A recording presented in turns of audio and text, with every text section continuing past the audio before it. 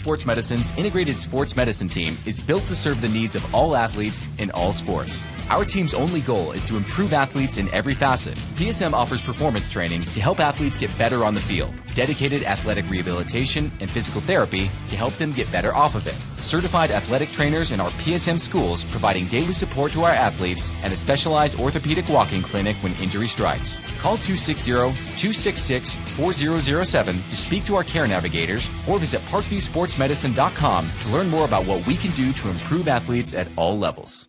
The Acme Bar and Grill, where neighbors meet. A Fort Wayne tradition since 1941. We feature nightly dinner specials along with our iconic pizza, wings, and pork tenderloins, and barbecue in our family-friendly atmosphere with a retro flair. Additionally, we offer a full bar with 26 beers on tap from various Midwest breweries. We also have an area perfect for private events such as meetings, reunions, and banquets that holds up to 50 people. The Acme Bar and Grill, located in the heart of East State Village, where neighbors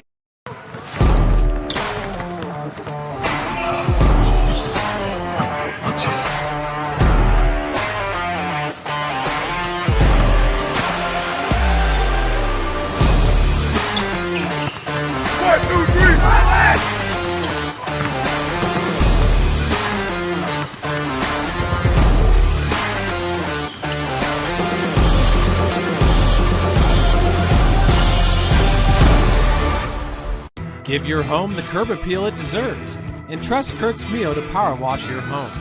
Additional services include concrete sealing, deck and fence cleaning, driveway replacement, and stamped concrete. Just head on over to kurtzmio.com. Request your virtual quote and use the code SummitCity for 15% off all power washing services today. That's kurtzmio.com, supporting the youth of Fort Wayne. Looking for a way to naturally aid in soothing aches, pains, and sore muscles and reduce inflammation from the skin? Want a relief in minutes? Try Alleviate. Contact Hillary Didier for details.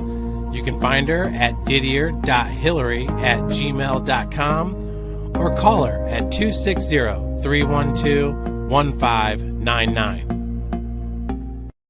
The Kelly Automotive Group is simple, transparent, reliable. Simple. Our customer specialists make buying a car easy and fun. Transparent. Our price listed is the best price. No hassle, no gimmicks. Reliable. Buy with confidence and peace of mind. We work hard to ensure the best value however you shop. Come see us in Decatur at the 2733 Auto Mall and shop 7 brands in one location. The Kelly Automotive Group. Simple, transparent, reliable. Joint pain, sprains, strains, or a possible broken bone?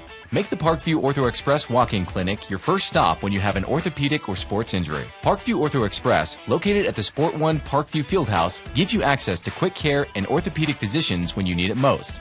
Get x-rays, treatment, and referrals to Parkview Care, all in the convenience of a walk-in clinic.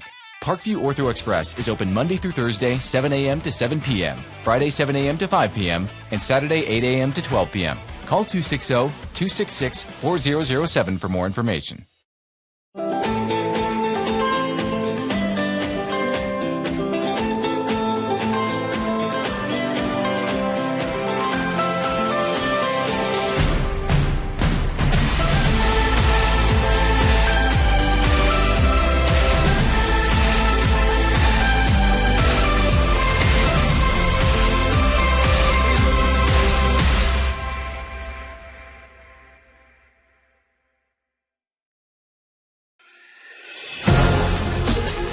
Developing athletes to be foundationally strong. Healthy and consistent training. Expert staff. Long-term athletic development. Parkview Sports Medicine Performance. Any athlete, any age, any skill level. I was once a Southside kid who was led on a journey by high school football. A journey that taught me discipline, toughness, and the skills that made me a success. As a businessman with a CPA license who owns his own firm, I still use the building blocks of high school sports in my everyday life. Someday sports will end no matter what level you reach, but you will be left with the skills to compete in the next game. the game of life.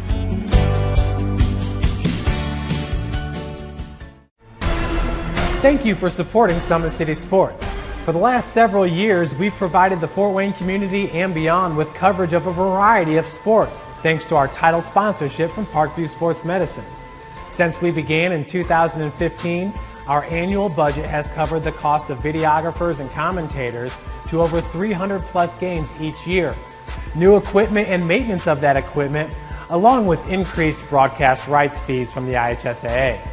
This season, we're reaching out to friends, families, and local businesses for additional sponsorships and donations. You can help us grow and get coverage to your favorite team or sport. A Summit City Sports sponsorship or donation will help make that happen. We have the goal of bringing fans live stream games of every SAC game we cover. With the additional funds, we'd invest in mobile internet devices, allowing us to bring our supporters every SAC conference football and boys and girls basketball games live, as well as more coverage for sports like cross country, tennis, golf, swimming, wrestling, track and field, baseball, and softball. For more information on sponsorships or how to donate, visit SummitCitySports.com. From Spiller Stadium, welcome to the Parkview Sports Medicine pregame show. It's week 2 of the 2019 Indiana High School Athletic Association football tournament as the Carroll Chargers meet the Snider Panthers in a Class 6A Sectional 3 semifinal game. The winner tonight plays for a sectional championship next week against either Homestead or Noblesville. Good evening, everybody. I'm Jim Meso, along with our cameraman, Patrick Reith, and welcome to November and November football. 41 degrees as we approach game time here at Spiller Stadium. Temperature expected to dip down into the mid-30s by the time we're done here tonight, but it's a beautiful sunset out in the west. We have partly cloudy skies and no rain in the forecast whatsoever. Right now we are going to pause for the playing of our national anthem.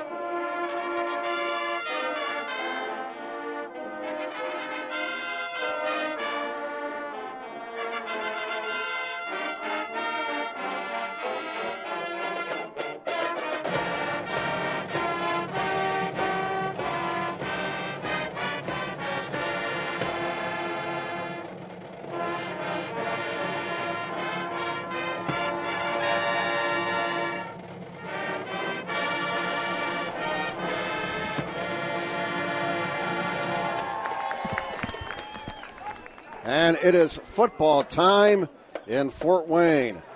It's a rematch tonight of a great game back in week 2 when Snider defeated Carroll 21-20 on a block extra point in the final minutes. In that game, both quarterbacks, Jeff Becker for Carroll and John Barnes Jr. for Snider, each threw 3 touchdown passes. Again, this is the Parkview Sports Medicine pregame show at Parkview Sports Medicine. It is game on. We serve every level of athlete with our integrated sports medicine team, including the region's only specialized athletic rehab facility. Learn more about our services by logging on to ParkviewSportsMedicine.com. And tonight's broadcast is being brought to you by SummitCitySports.com. Follow us on Twitter at 260 Sports. Like our Facebook page, Summit City Sports, and be sure to subscribe to our YouTube channel. Kelly Automotive Group is Indiana's #1 automotive group. With over 1,000 new vehicles and 500 pre-owned vehicles to choose from, please visit drivekelly.com. Simple, transparent, and reliable. Acme Bar and Grill is located at 1105 East State Boulevard in Fort Wayne. Order your favorite pizza, pasta, salad, and more, all with the click of a button. Acme Bar and Grill accepts orders online for pickup. Give your home the curb appeal it deserves, and trust Kurt's Meal to power wash your home. Additional services include concrete sealing, deck and fence cleaning, driveway replacement, and stamped concrete. The world is waiting for you to make a difference in a way that only you can. Discover your strengths at Indiana Wesleyan University's residential campus in Marion, Indiana. Visit indwes.edu. Tom Steele Tire has been servicing the Fort Wayne area for over 40 years. They will help you find the perfect tire for your vehicle and other auto repair services like brakes, wheel alignments, engine diagnostics, and more. Big Eyed Fish has been around the Northeast Indiana area for generations. Like their Facebook pages for updated promotions. Enjoy the best fish in Fort Wayne in a family-friendly environment at Big Eyed Fish. Al Azteca Mexican Restaurant has been serving consistent food since 1973. Their recipes use only the best fresh ingredients, family-owned. They pride themselves on great quality. For more information, go to alaztecarestaurant.com. Anderson Heating and Air Conditioning is dedicated to providing the best possible solution for your home or business. You can count on us to provide you with a system and solution that fits your unique needs. Let's run down the officials for tonight's game. The referee will be James Craig. The umpire is James Payne. The head linesman will be Mark Herberger. Line judge Eric Kiefer. The back judge Mark Metler. After a bye last week in classes 6A and 5A, everybody in action tonight around the state of Indiana as this year's Indiana High School football tournament enters week number 2. Taking a look at the other action tonight, again in Class 6A, Sectional 3, we have this game here with Carroll and Snider. They will face the winner of the Homestead-Noblesville game, which is being played down at Noblesville. Homestead, the SAC champion for 2019. They have the victory bell in their possession for the next year. And Noblesville goes into that ball game at 1-8. Sparty, a very heavy favorite to win that ball game. Class 5A, Sectional 11. We saw the Northrop Bruins getting on the bus as we drove into the parking lot. And hopefully the Bruins can bring back a victory to the Summit City tonight as they have traveled to Goshen. Northrop taking a 4-5 record into that ball game, so they're looking to get to the 500 mark. And Goshen is 1-8. The winner of that game will face either Dwenger or Northside for the Sectional 11 championship next week. Dwenger finished second in the SAC this year at 8-1. Northside trying to bounce back after a disappointing loss in the regular season finale. The Legends 4-5, that game at Chambers Field. Class 4A, Sectional 20. The semifinals will have Huntington North against Mississinawa, New Haven against Marion. Southside and Wayne were knocked out last week in the opening round. Please report to the press box. Class 3A, Sectional 27. Concordia, after defeating Maconaquah last week, 42-21.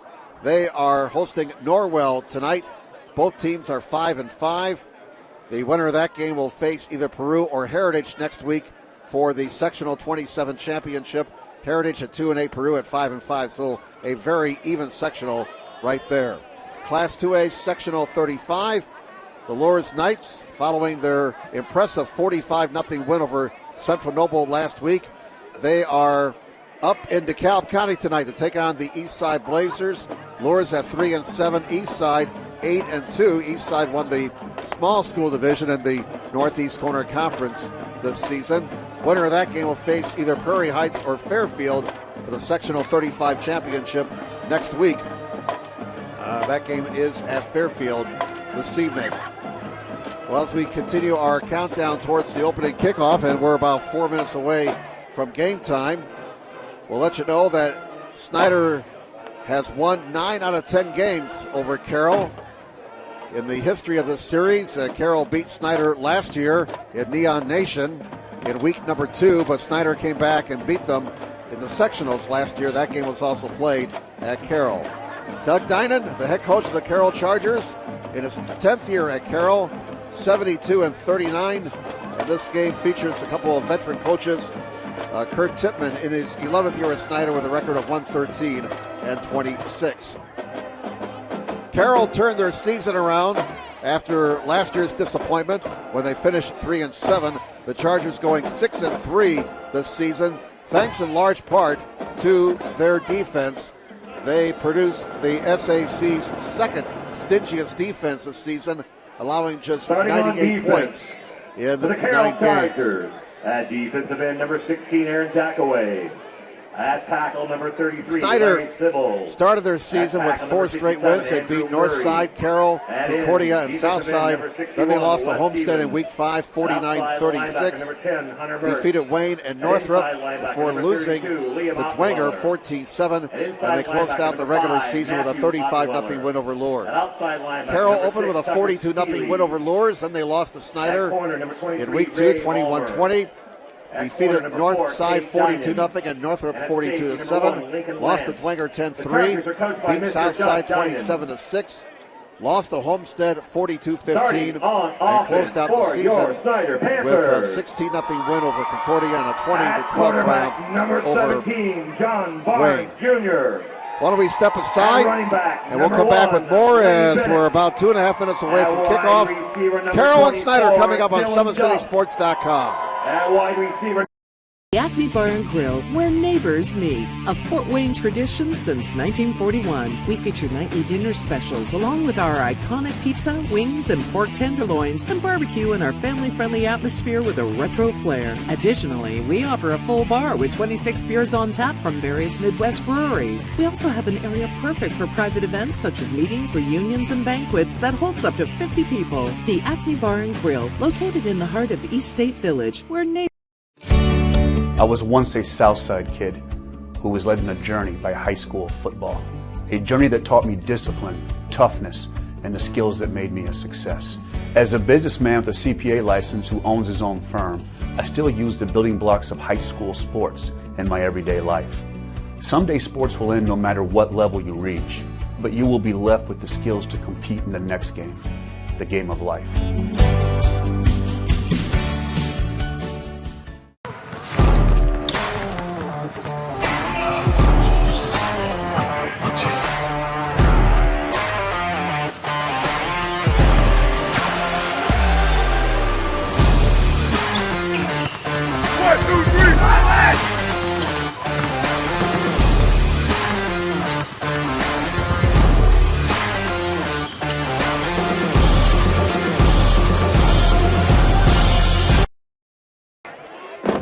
Welcome back, everybody, to Spooler Stadium, about a minute away from kickoff here.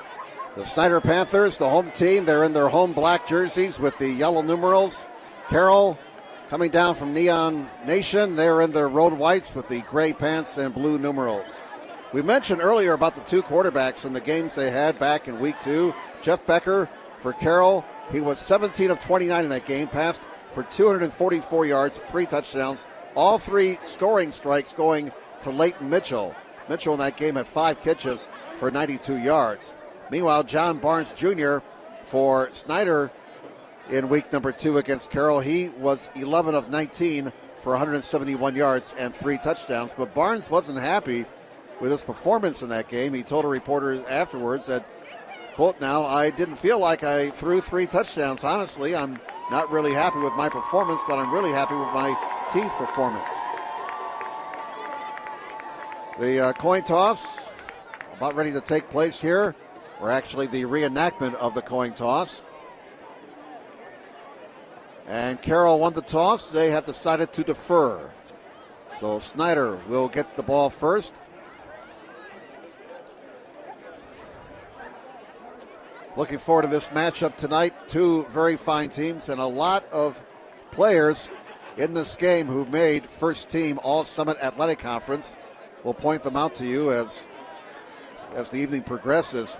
One young man I think is overlooked tonight for Carroll and all the pregame buildup. That's their kicker, Trevor Horton. Horton has done an outstanding job. Well, he's the all-conference kicker this year. He is 26 of 29 on PATs, 7 of 11 on field goals. His longest field goal, 41 yards. And as a punter, he has averaged nearly 36 and a half yards a kick. All right, folks, as they say in the MMA, it's time. This has been talked about. This rematch has been greatly anticipated since the sectional draw was made, and we are set to go on an absolutely perfect night for high school football here at Spooler Stadium. We've had a couple of Friday nights here in the second half of the season where things were very questionable weather-wise, but there are no weather issues tonight. Very little wind. The wind will not be a factor. Game time temperature about 40 degrees, and again, the temperature expected to drop into the mid-30s. Horton ready to kick it off for Carroll. Snider's special teams have been very dangerous this year. Jay Sean Underwood, Alonso Derrick, two guys who can house the kickoff if they get a chance. And we are underway at Spooler Stadium. The kick comes down to about the 6-yard line. And here comes Alonso Derrick. Derrick to the 20, a block to the 30. Derrick out to the 36-yard line. A fine return by Alonso Derrick. Lincoln Lance made the tackle for Carroll. Number 1 for Carroll. And here we go. 30-yard kickoff return. Winner moves on. Loser is ready for the winter sports. Lincoln Lance. It's do or die, now or never. Get out of all the cliches. There's no tomorrow for the losing team.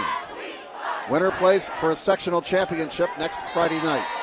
We'll go through the possible matchups later on. Maybe if we get a chance at halftime. First down for Snider at their own 36-yard line. Out of the shotgun, they will run it. It's a fumble, but it's recovered. The fumble is recovered by the running back, Lenny Bennett. So maybe some early game jitters right there. We have to remember we are dealing with 15, 16, 17, and 18-year-olds. So I would imagine the butterflies are fluttering on both sides. Second down and 11 for Snider at their own 35. And they'll run it again in a big hole out to the 50. There goes Bennett. He atones for that mistake, didn't he? Lenny Bennett out to the 39-yard line. Tackle made by number 23. 26 yards on the pickup for Bennett. First and 10 Panthers from the Carroll 39-yard line. So first down at the 39-yard line. My goodness, what a run there for Bennett. First down at the Carroll 39. Opening possession of the game. Here is a pass down the near side, and it's overthrown. Barnes trying to find Drew Sims, but it was incomplete. Andrew Sims trying to make it second down and 10. So that brings up second down and 10 now. Second and 10 for Snider. The ball is at the 39-yard line of Carroll. No score. 10:57 to go in the first quarter. Slot left. One running back. And it's a running play. It's Bennett. Bennett gets away from one man, and he is cut down just short of the first down marker at the 31-yard line. So Bennett already a busy man. Ray Vollmer made the tackle for Carroll. 21 tackles this season, 6'2", 180 senior. He has 3 interceptions. Third and 8 at the Carroll 31-yard line. And obviously they're in 4-down territory. Now we get whistles. And we have an official timeout here with 10:25 to go in the first quarter. Apparently one of the Carroll players with an equipment situation. Actually, it's number 5 going off. That's Matthew Ottenweller. And boy, that's a big loss for Carroll if that's an injury situation. And that's going to be a first down for Snider as they'll keep the ball on the ground. Bennett again carries the ball for 7 yards and gets a first down. to the 24-yard line. First down to the 23-yard line, and Snider matriculating the ball on the ground on their opening possession. They will throw it now. Barnes down the middle, overthrew his intended receiver at the goal line, incomplete. Excellent coverage at the goal line by Carroll. Looked like Tucker Steely with George Valdez also was back there. So an incomplete pass brings up second down and 10 for Snider at the Carroll 23-yard line. Two receivers on this side. Running play. And Bennett to the 20. Bennett's into the red zone. And Bennett is stopped short of the marker. Looks like he's going to be about a foot short of the marker at the 14-yard line. So Bennett, 5 carries already for 49 yards. Tackle made by number 6, Tucker Steely. Tackle made by Tucker Steely, a sophomore, 6 foot, 185 pounds, and we have a shaken up player for Carroll. So why don't we step aside here? We'll come back to Spooler Stadium in a moment on SummitCitySports.com.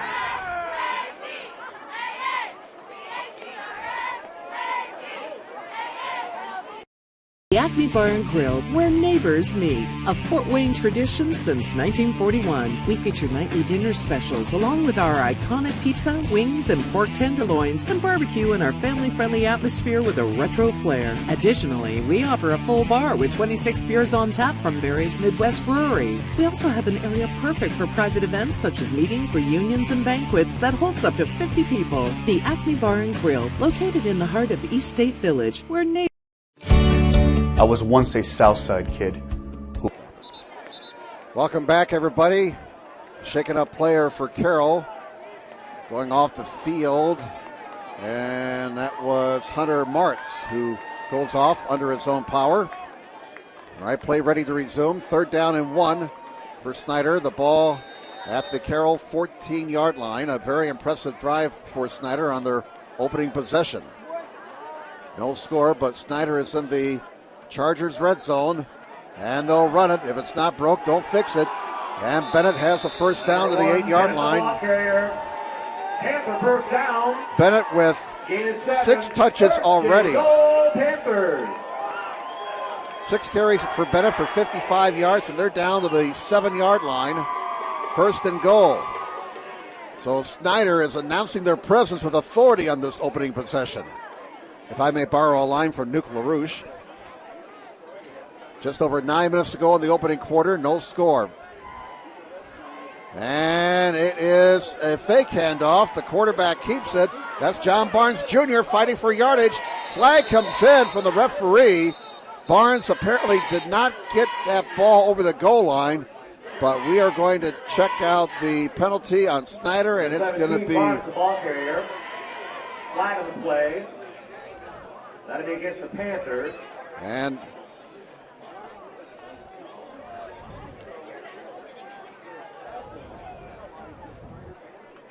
the Panthers be penalized here. Our first penalty of the night. They will spot the ball at the 5, so it's a 5-yard mark-off from the spot of infraction. So it's now 1st and goal from the 5. That really doesn't hurt Snider all that much. 2nd down, 7, Panthers. Down box is 2nd down. 2nd down and goal from the 5. And touchdown Snider. Give that man 6 points. Barnes to Derrick on the touchdown pass for 5 yards. And Snider with a very impressive opening drive of 65 yards. Swanson will hold as we await the extra point now by whistle right before the kick, and offside called on Carroll. Trent Ryder will be trying the extra point here, and he is going to move up a little bit closer following the penalty on Carroll. So a very good start for the Snider Panthers, a 65-yard touchdown drive on their opening possession, mostly on the ground. Kick is up, and the kick is Good. Timeout, 7-0 Snider. 8:36 to go first quarter. Back in a moment on SummitCitySports.com.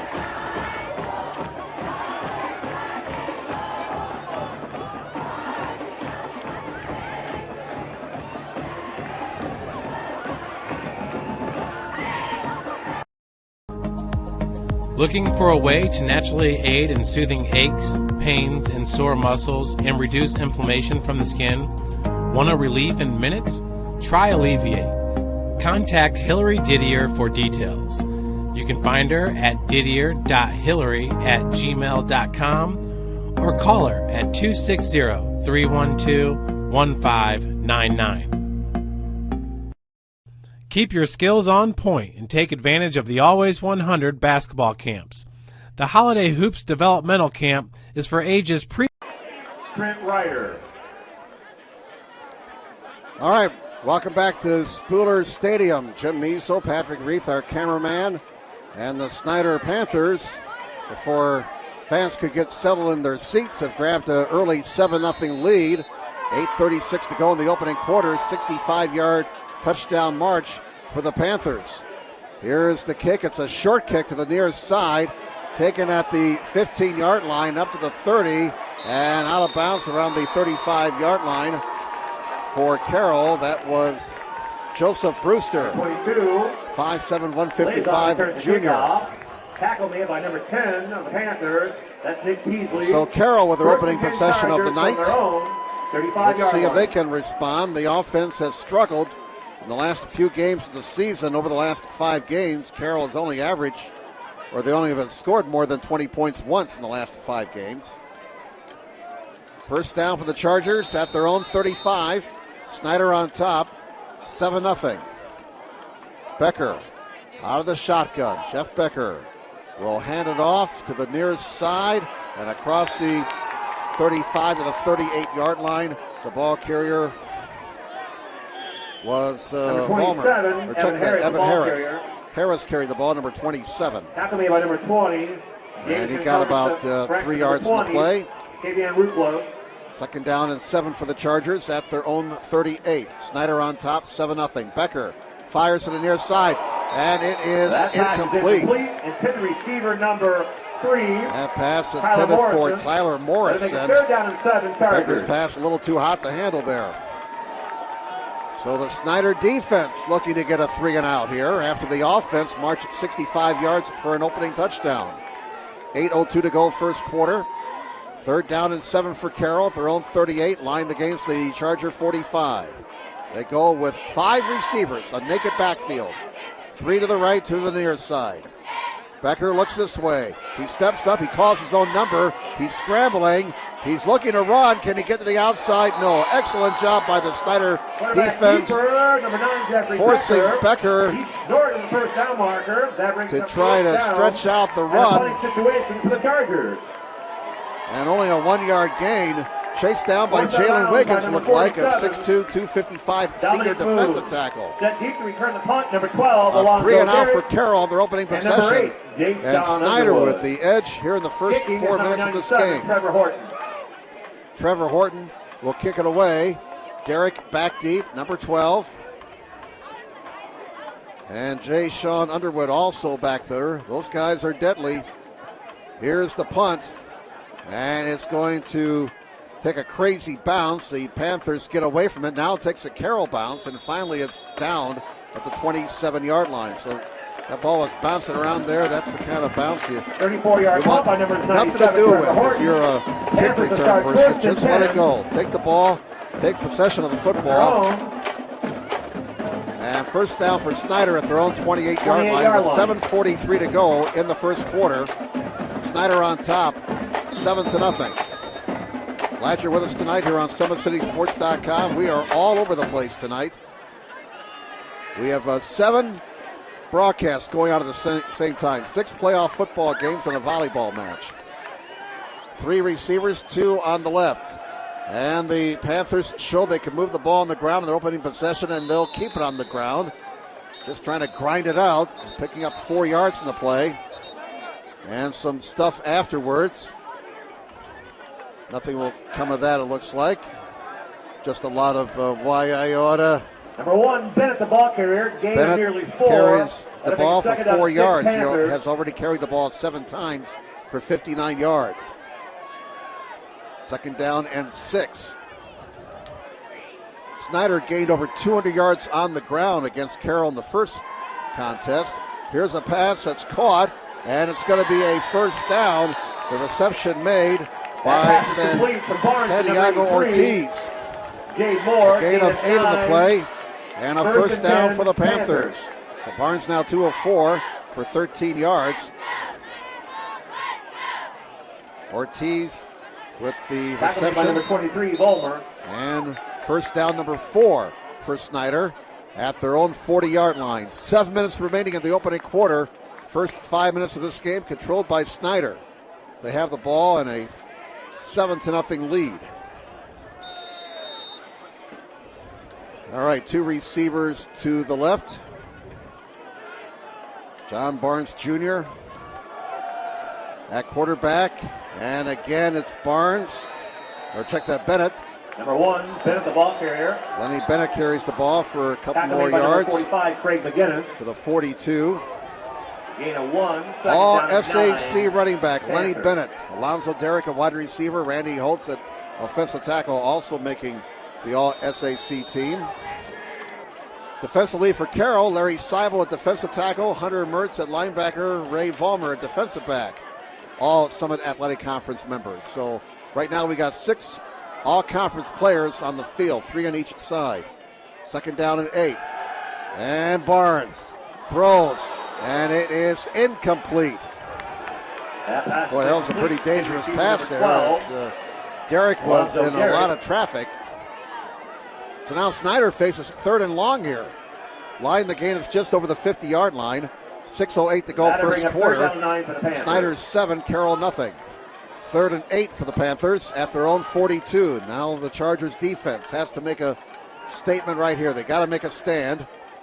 Snider moved the ball down the field on them in their opening possession. The black shirts are pushing back the white shirts. And here's Barnes down the middle. His pass incomplete. 4th down. And Carroll gets to stop defensively and forces Snider to punt the ball away. So the Charger defense makes a stand. Checking in the punt is number 82, Zach Tyndall. Zach Tyndall in to punt the ball away now for the Snider Panthers. He's a 5'9", 160 senior.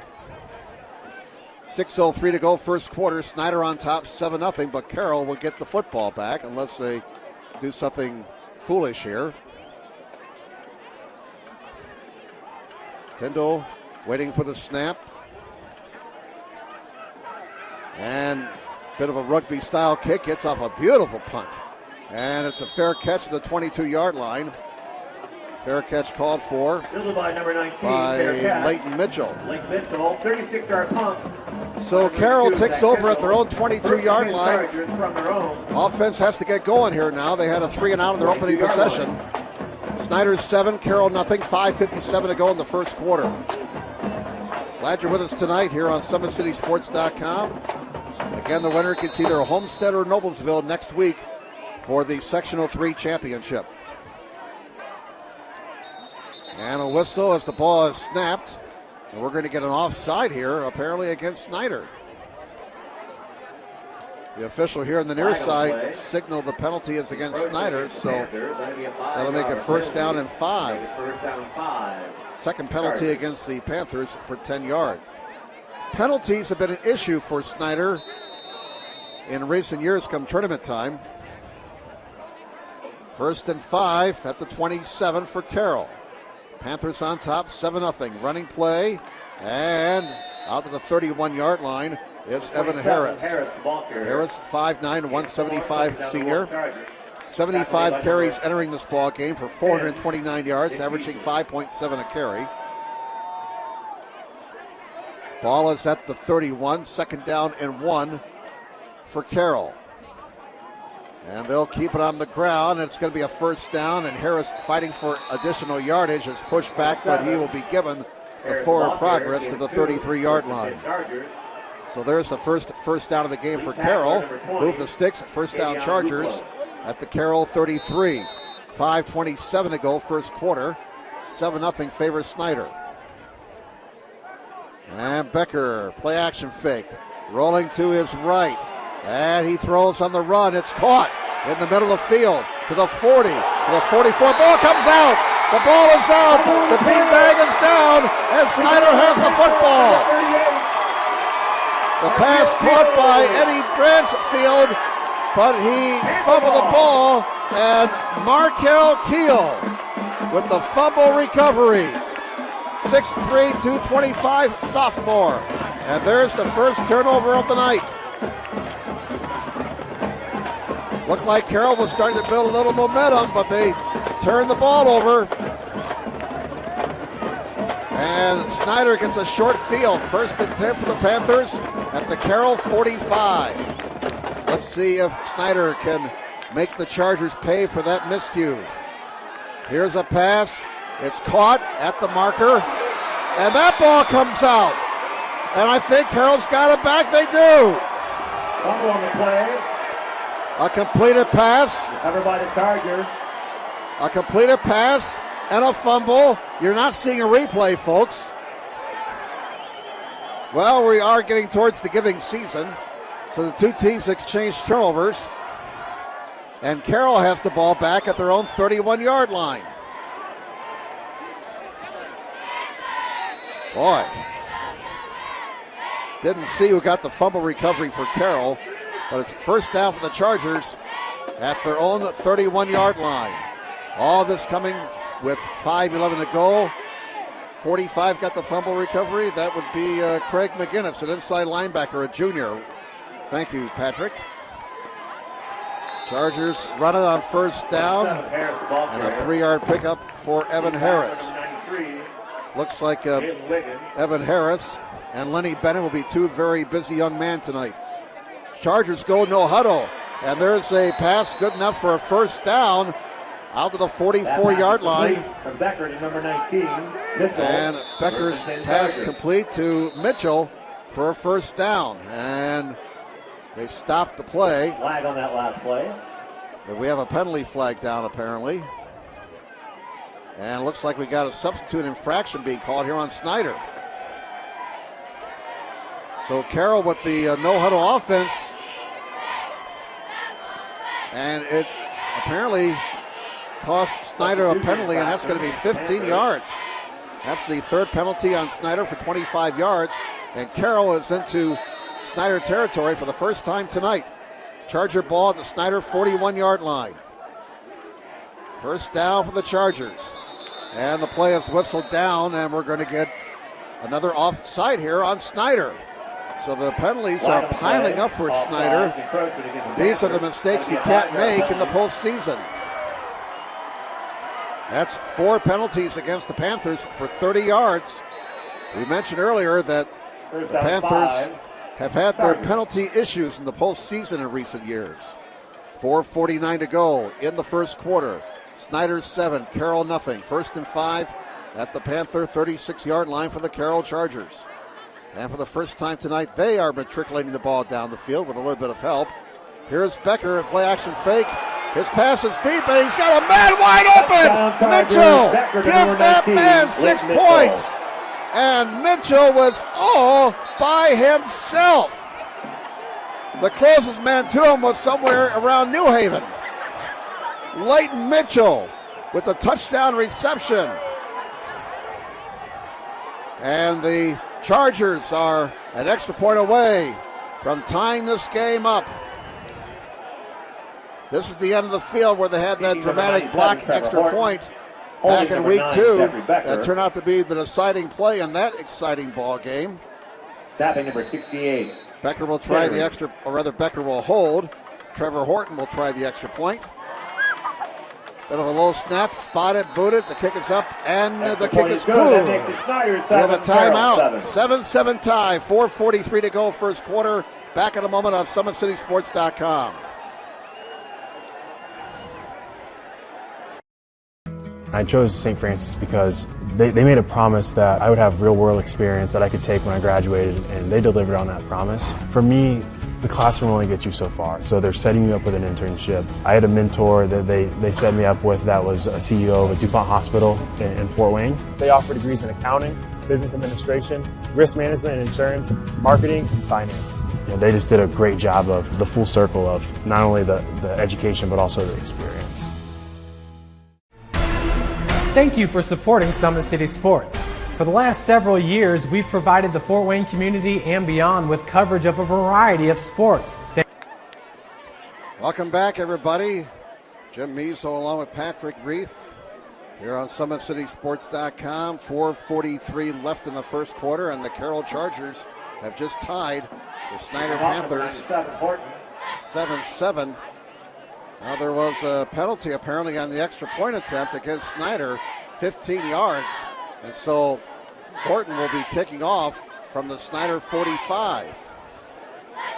And that's 5 penalties on Snider now for 45 yards. Horton, the all-conference kicker, and he should kick this one out of the end zone. Look out, you folks on I-69. 7-7 tie now. Here's the boot by Becker, and it's going to go into the end zone, and there's the touchback. And so Snider will start at their own 20-yard line, first down. First and 10 Panthers from their own 25-yard line. So early momentum for Snider is gone. And we are tied now at 7. 36-yard touchdown pass. Becker to Mitchell. They hooked up 3 times in week 2.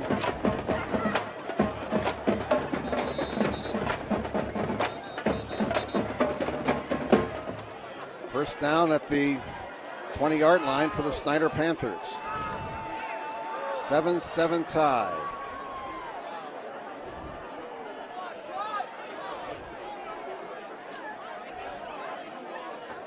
Officials are moving the ball back to the 20. That's where we start following a touchback in high school football. All right, first play from scrimmage on this possession for Snider, and a big gain out to the 50, the 40, to the 30, all the way down to the 25-yard line. It is Cameron Trotter, and he sure wasn't trotting on that play. Cameron Trotter with a 54-yard pickup. His first carry of the night, and it's a big one. Flips the field position. First down, Panthers at the Carroll 26. We saw Trotter when we did a game earlier this year when Snider played against Wayne. He did the same thing with the Generals in the second quarter of that game. And Trotter again carries the ball this time for 3 yards to the 23-yard line. We got 4:15 to go in the first quarter. Clock moving, game tied 7-7. Snider had the early momentum. They scored their opening possession, but following an exchange of turnovers, Carroll hit a big play to tie things up, a 36-yard touchdown pass, Becker to Mitchell. Second down and 7 now for Snider. The ball is at the Carroll 23-yard line. And it's Trotter again. Trotter is across the 20 down to the 18-yard line. Short of the first down by a couple of yards. And on flag, it's down. Cade Dinan, 5'8", 150 junior into the tackle. And we got a personal foul call here against Carroll, and that will give Snider a first down. It's been a little bit chippy here in this opening quarter. 3:43 to go, first quarter. Officials trying to get the players settled down here now and end the after the play nonsense. The flag was thrown inside of the 20-yard line. The officials are talking it over.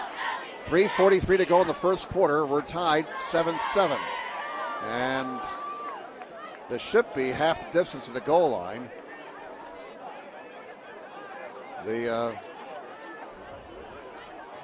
They're moving it now from the 17-yard line, and this will put the ball inside of the 10. And this will put the ball at the 6. Still looking to put it down. So it's going to be first and goal for Snider. Panthers. Is it going to be down at the 7? 7-yard line. Now they're moving it back. Well, where's he going to put the ball at? That's the $64,000 question right now. Has to retrace his steps, and finally is put down at the 6. There we go. Only took about 5 minutes. First and goal from the 6.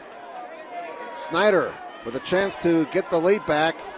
This chance set up on a 54-yard run by Cameron Trotter. And a flag comes in. Trotter is down to the 1. He's pushed back, but we'll have to check out the penalty flag now. Flag on the play. And that will be a hold against Snider. And the penalties piling up for the Panthers in this first quarter. That's 6 of them. And we still have 3:31 to go in the first.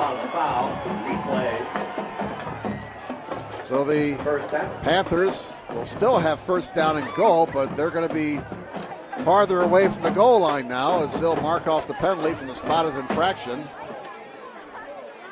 This will put the ball at just inside the 15-yard line. 6 penalties for 55 yards against Snider. First and goal for Snider. Game tied 7-7. 2 receivers on this side. Quarterback John Barnes Jr. in the shotgun. Barnes rolling to his right. He throws on the run, and it is incomplete at the 5-yard line as he tried to hit number 83 Ortiz. Santiago Ortiz, the sophomore. So Barnes has thrown the ball 8 times. He's completed 3 passes for 27 yards and a touchdown. By the way, that touchdown pass he threw earlier was his 11th TD pass of the season. Barnes entering this game 76 completions out of 139 attempts. He's thrown for 1,054 yards this season. Here's a pass intended for Derrick, incomplete, some contact, but no flag, and it's 3rd down. That pass is incomplete. Intended receiver number 12, Derrick. Last year, Barnes passed for 1,372 yards. Ball is just inside the 15. 3rd and goal. Right now, you're looking at a 32-yard field goal for Ryder if they can't advance the ball any further. 3rd and goal for Snider. And it's a running play for Trotter, and he's going to be brought down at the 12. So the Carroll defense bends, but they don't break. And the Panthers send on the field goal team as we move under 3 minutes to play in the first quarter. Trent Ryder will try a field goal of 29 yards. Swanson will be holding. An angle to the left for Ryder. Trent Ryder, 5'9", 150 junior.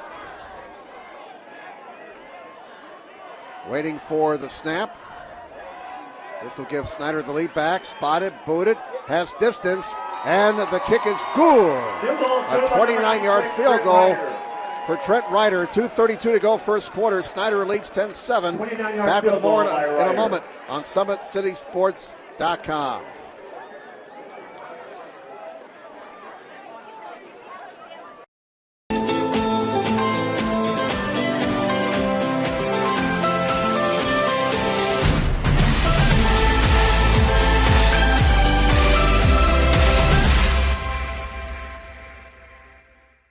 The Acme Bar and Grill, where neighbors meet. A Fort Wayne tradition since 1941. We feature nightly dinner specials along with our iconic pizza, wings, and pork tenderloins, and barbecue in our family-friendly atmosphere with a retro flair. Additionally, we offer a full bar with 26 beers on tap from various Midwest breweries. We also have an area perfect for private events such as meetings, reunions, and banquets that holds up to 50 people. The Acme Bar and Grill, located in the heart of East State Village, where neighbors...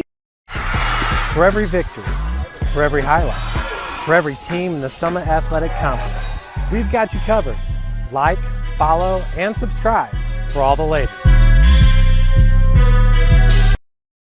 That deep return. Welcome back, everybody. Well, Dranger was leading Northside 6-0, but Northside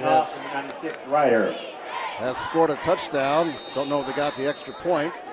We'll check on that later.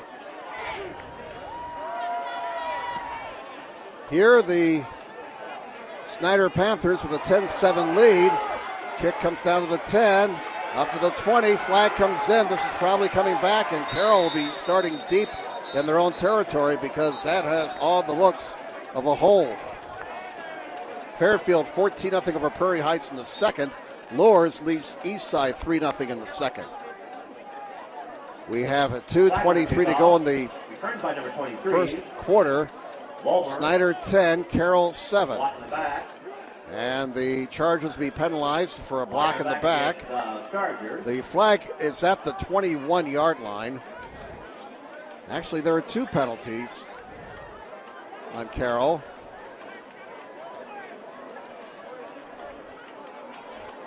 So one of those penalties is declined, and Snider will take one of those 2. Man, this referee was giving us all kinds of signals.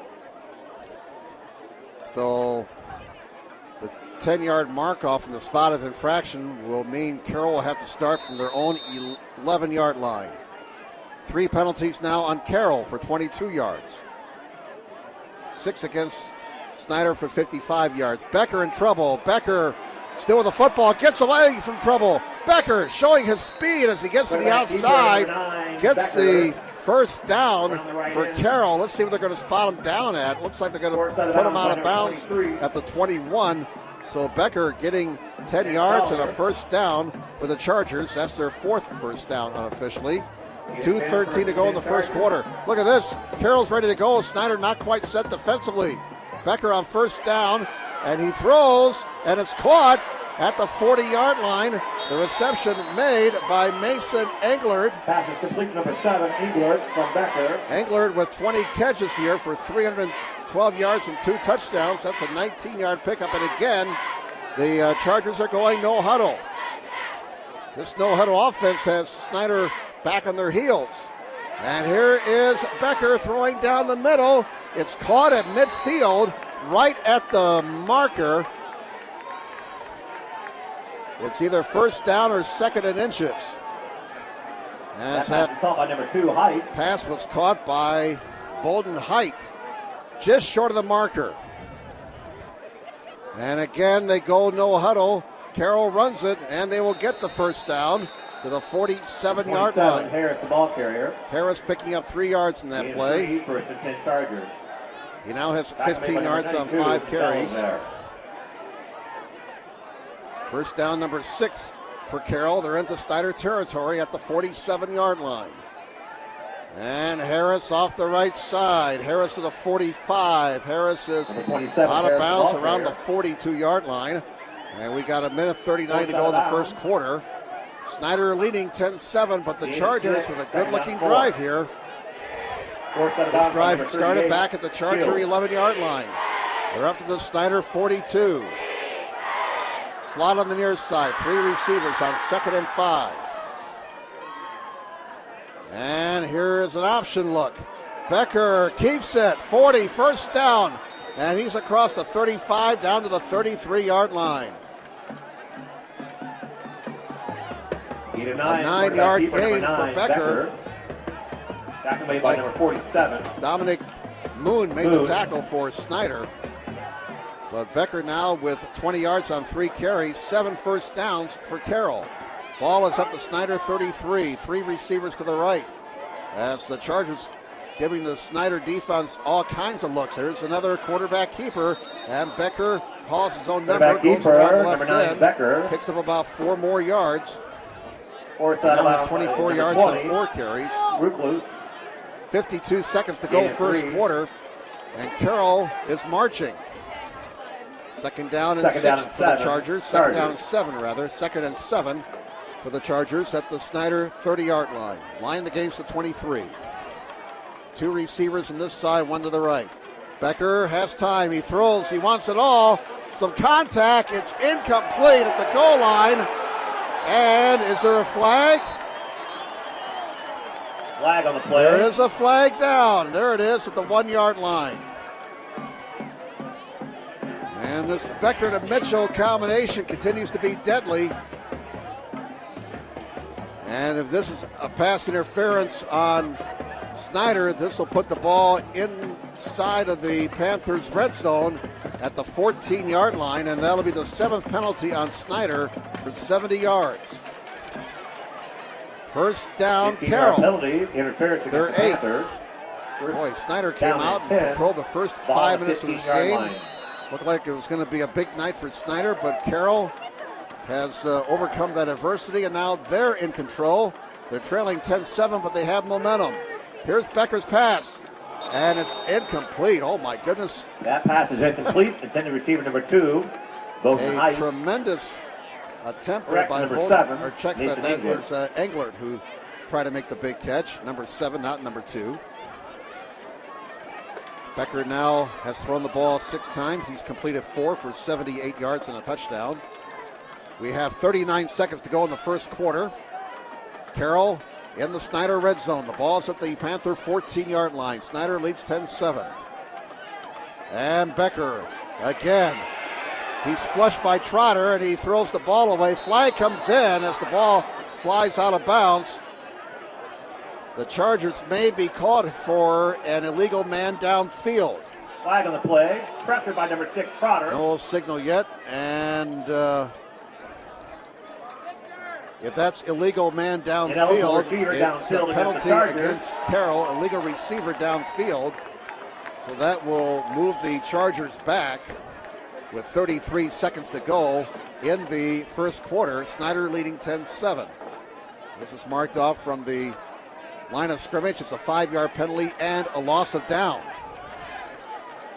27 yards on 4 penalties now for Carroll.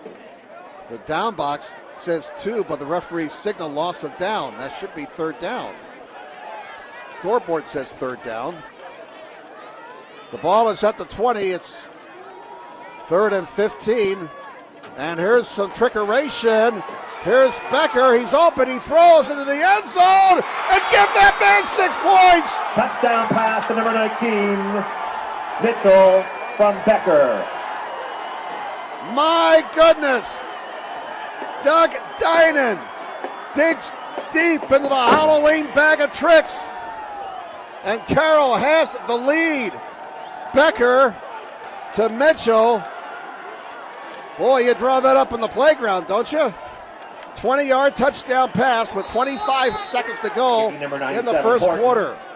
Carroll has the lead for the first time tonight. Horton will try and make it a 4-point margin. Bit of a high snap. Spotted, booted, and the kick is good. That makes it Carroll 25 14, seconds to go first quarter. It's now Carroll 14, Snider 10. Back in a moment on SummitCitySports.com.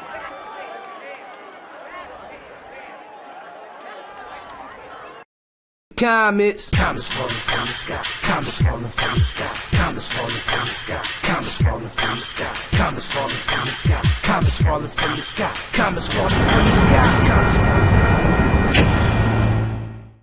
Give your home the curb appeal it deserves, and trust Kurt's Mio to power wash your home. Additional services include concrete ceiling, deck and fence cleaning, driveway replacement, and stamped concrete.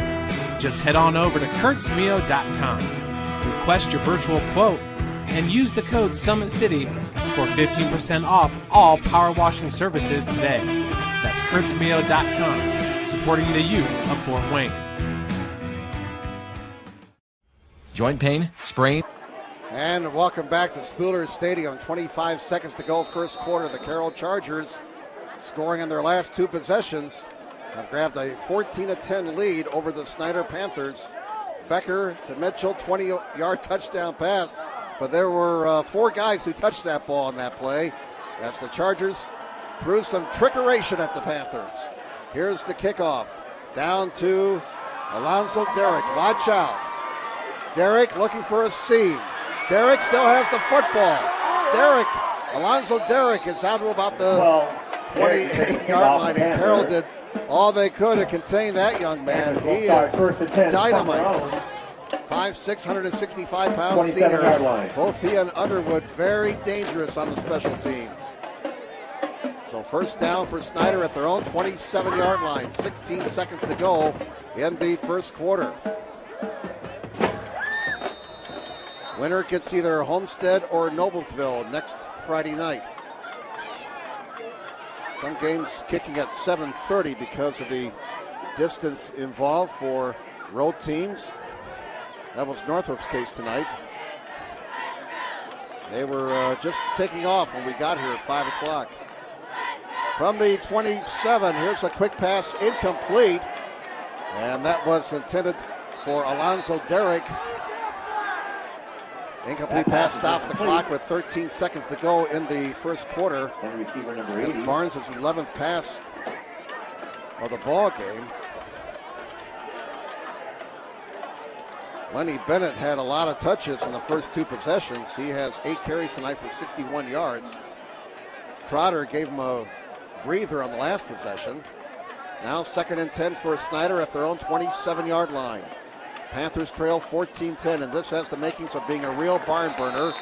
Movement before the snap, and Carroll will be penalized for being offside. That'll be the 5th penalty on the Chargers for 32 yards. Against the Chargers. We have had 12 penalties between the two teams in this opening quarter. 7 against Snider, 5 against Carroll. 2nd and 5 for the Panthers at their own 32. And Barnes hands it off. And nothing doing. Carroll defense showing some aggressiveness there as Bennett is stopped for a loss. They're going to mark him down to the 31-yard line. And Bennett handled very roughly by the Carroll defense as the first quarter comes to an end. After 1, Carroll 14, Snider 10. Back in a moment on SummitCitySports.com. Kelly Automotive Group is simple, transparent, reliable. Simple. Our customer specialists make buying a car easy and fun. Transparent. Our price listed is the best price. No hassle, no gimmicks. Reliable. Buy with confidence and peace of mind. We work hard to ensure the best value however you shop. Come see us in Decatur at the 2733 Auto Mall and shop 7 brands in one location. The Kelly Automotive Group. Simple, transparent, reliable. Keep your skills on point and take advantage of the Always 100 basketball camps. The Holiday Hoops Developmental Camp is for ages pre-K through 8th grade. You'll work on shooting, dribbling, passing, and defense December 24th through January the 2nd on Tuesday.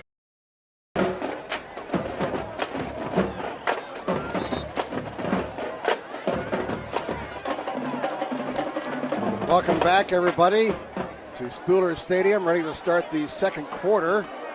Homestead and Noblesville scoreless. Donovan Leonard just scooped up a block field goal for Homestead and ran it out to midfield. East Noble 28-0 over DeKalb in the second quarter. Wow. East Noble ranked number 2 in the state in Class 4A.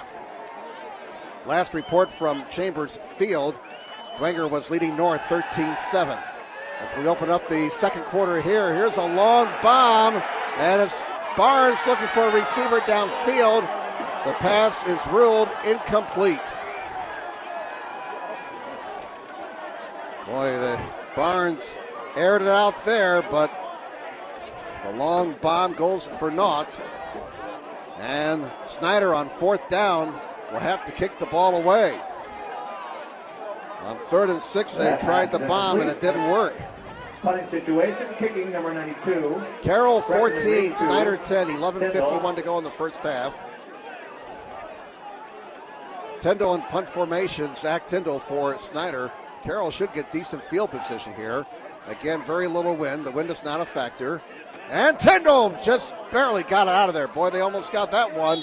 And a short kick. Mitchell takes it at the Carroll 45-yard line. So the Carroll Chargers get a short field. They lead 14-10. Boy, Snider came out and delivered a punch to the jaw on their opening possession. But, you know, when we had the exchange of turnovers there, after Snider had a chance to maybe open up some distance, they had the ball in Carroll territory and a 7-0 lead, but the Panthers turned the ball over. Since that play, Carroll's at the edge of this contest.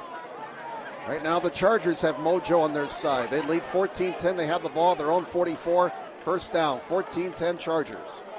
And they will run it. And it is Harris fighting his way across the 45 to the 48-yard line. Harris now unofficially 7 carries for 24 yards. Chargers have 48 yards on the ground, 98 through the air. Snider unofficially 81 yards on the ground, 36 through the air.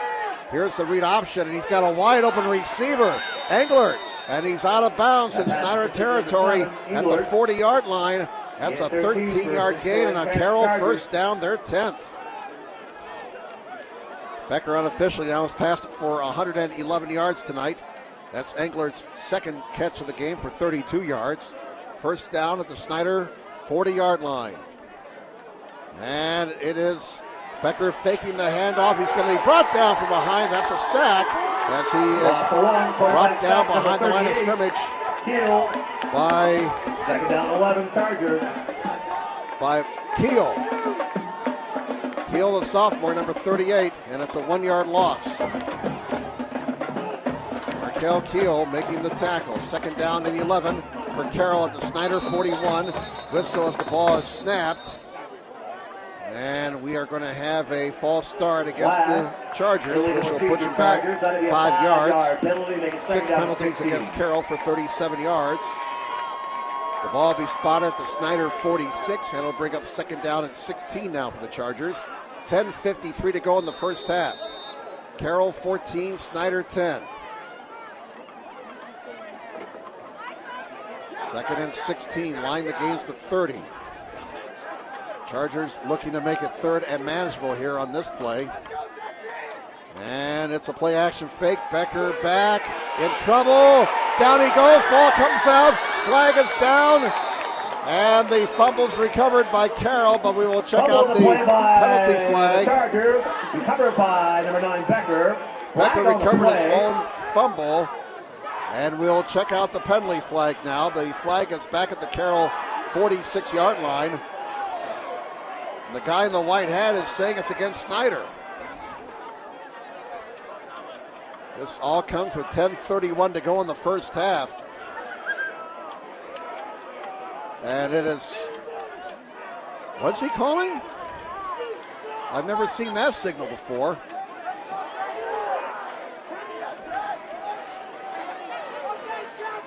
And Kurt Tipman is wondering what the heck's going on here, the Snider coach. He gets the explanation. The ball is spotted at the Snider 46-yard line, and we have confusion up here in the press box. 46-yard line, second down, 16. Well, that's the 8th penalty on Snider for 80 yards.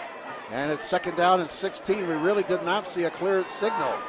Here's Becker's pass down the far side, and it is caught inside the 25-yard line at the 23.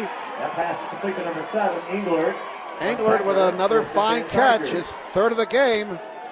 23 yards on that pickup.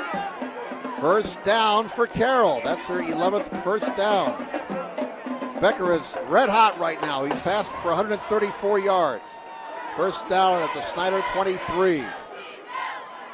And Carroll, after a shaky start, really looking impressive now. And as I say this, we're going to have a penalty on the Chargers.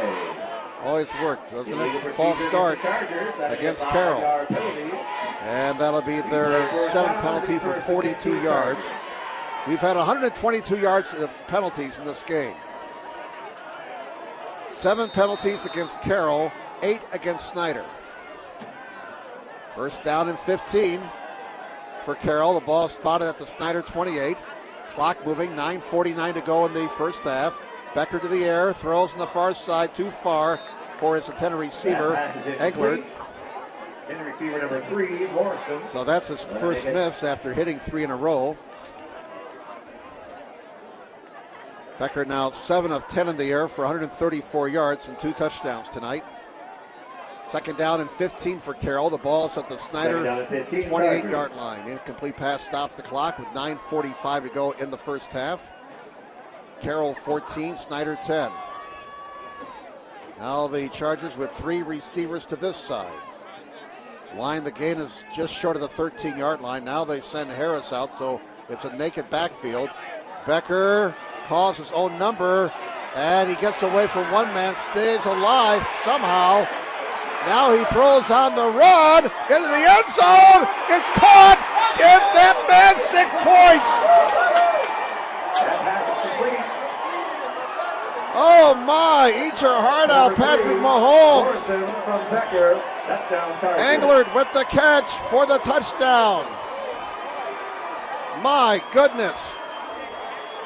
28 yards in that touchdown pass. And Carroll has opened up a 10-point lead. It could be 11 here in a moment. 9:32 to go in the first half. Horton will try the extra point. Becker holding, spotted, booted, and the kick is good. Timeout. Carroll 21, Snider 10. We're back in a moment on SummitCitySports.com.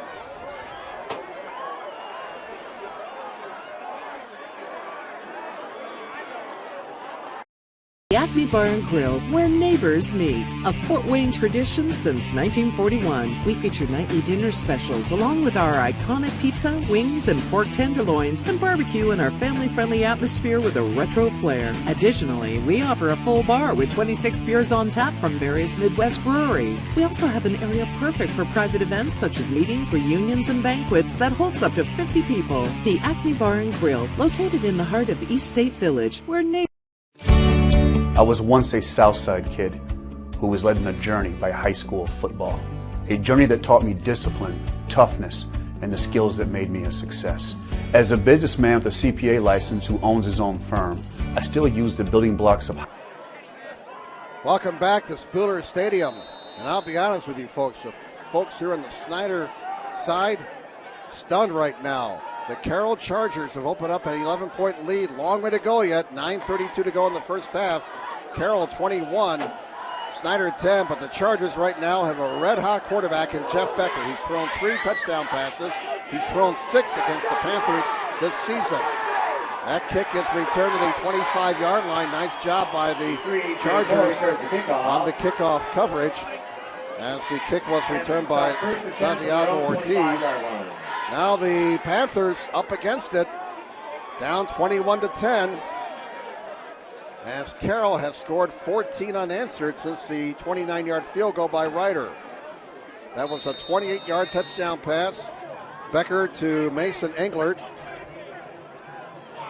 And first down at the 25-yard line for Snider.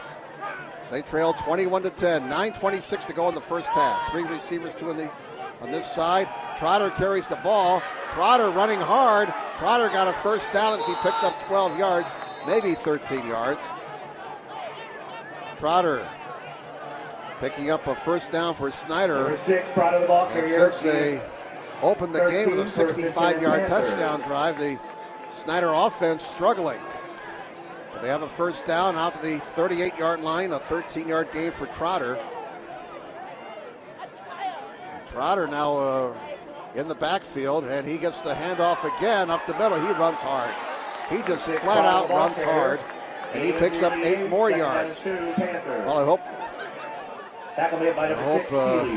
Lenny Bennett's not hurt, because we have not seen him much since the opening drive. Ball's to the 46-yard line, 2nd down and 2 for Snider. Panthers trying to put together a drive here. They're down 11. It's Trotter with another first down. And Trotter's out the midfield with a 4-yard gain. Steely the ball carrier. Right, Trotter the ball carrier. That's first down number 7 for Snider, and they're out to midfield with 8:43 to go in the first half. Carroll 21, Snider 10. Carroll quarterback Jeff Becker with 3 touchdown passes, and the last one out of the Patrick Mahomes playbook. First down at the 50. 2 receivers to the right, 1 to the near side. And here is Barnes rolling to his right. Barnes stops, and he throws one deep, and that ball's going to be picked off the 20-yard line. To the 30, to the 40, down the far side of the 50, all the way down to the 37-yard line. We'll try and get a number. It is picked off. Lincoln Lance, we are told, picked it off. And Carroll has the ball at the Snider 38-yard line. That pass was underthrown. That's the 2nd turnover of the night by Snider. Carroll now +1 in that category. And with 8:13 to go in the first half, It's Carroll ball, first down at the Snider 38. And there's no doubt about it, the Carroll Chargers have mojo solidly on their side right now. My goodness. Here is a running play and across the 35 to the 33-yard line. Ball carrier is Harris. Second down 4, Chargers. Second down and 5 for Carroll. The ball's at the Snider 33-yard line. Carroll on top, 21-10. And it's a play action fake. Becker rolling to his right. He throws, and it's caught. Englert, who just made the touchdown reception, with another catch. Boy, Engler's having a big night. That pass is complete.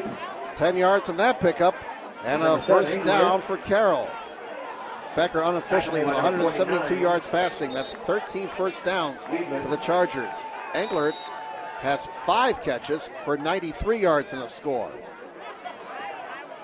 First down at the Snider 23-yard line. 2 receivers to the left, 1 to the near side. And it's Harris off the left side. Harris across the 20, tries to move the pile. He's stopped at the 19-yard line. Harris, the ball carrier. That's 9 carries for Harris for 33 yards. And Carroll enters the Snider red zone, leading 21-10. 7:10 to go in the first half. Actually, they spot the ball at the 18-yard line. A new package comes out for the Chargers. Plenty of time on the play clock, 20 seconds. Now they come up to the line of scrimmage, 15 on the play clock, 6:50 remaining in the half. 2 receivers to the left, 1 setback. And here is a sweep to the near side, to the 15, to the 10, inside the 10 at the 8-yard line. Well executed sweep play by Carroll. As tackle made by number 29. That was Steely carrying the ball. Tucker Steely with the sweep. And he's out of bounds inside the 10 at the 7. Boy, this Charger offense executing with utmost efficiency right now.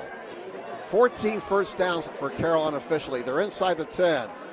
And it's a play off the left side across the 5, down to the goal line, not in. Number 10, Mertz, the ball that was carrier. Hunter Mertz carrying the ball. Hunter Mertz, the junior. 1. He was looking for his 9th touchdown of the season right there. Just stopped about a half yard short.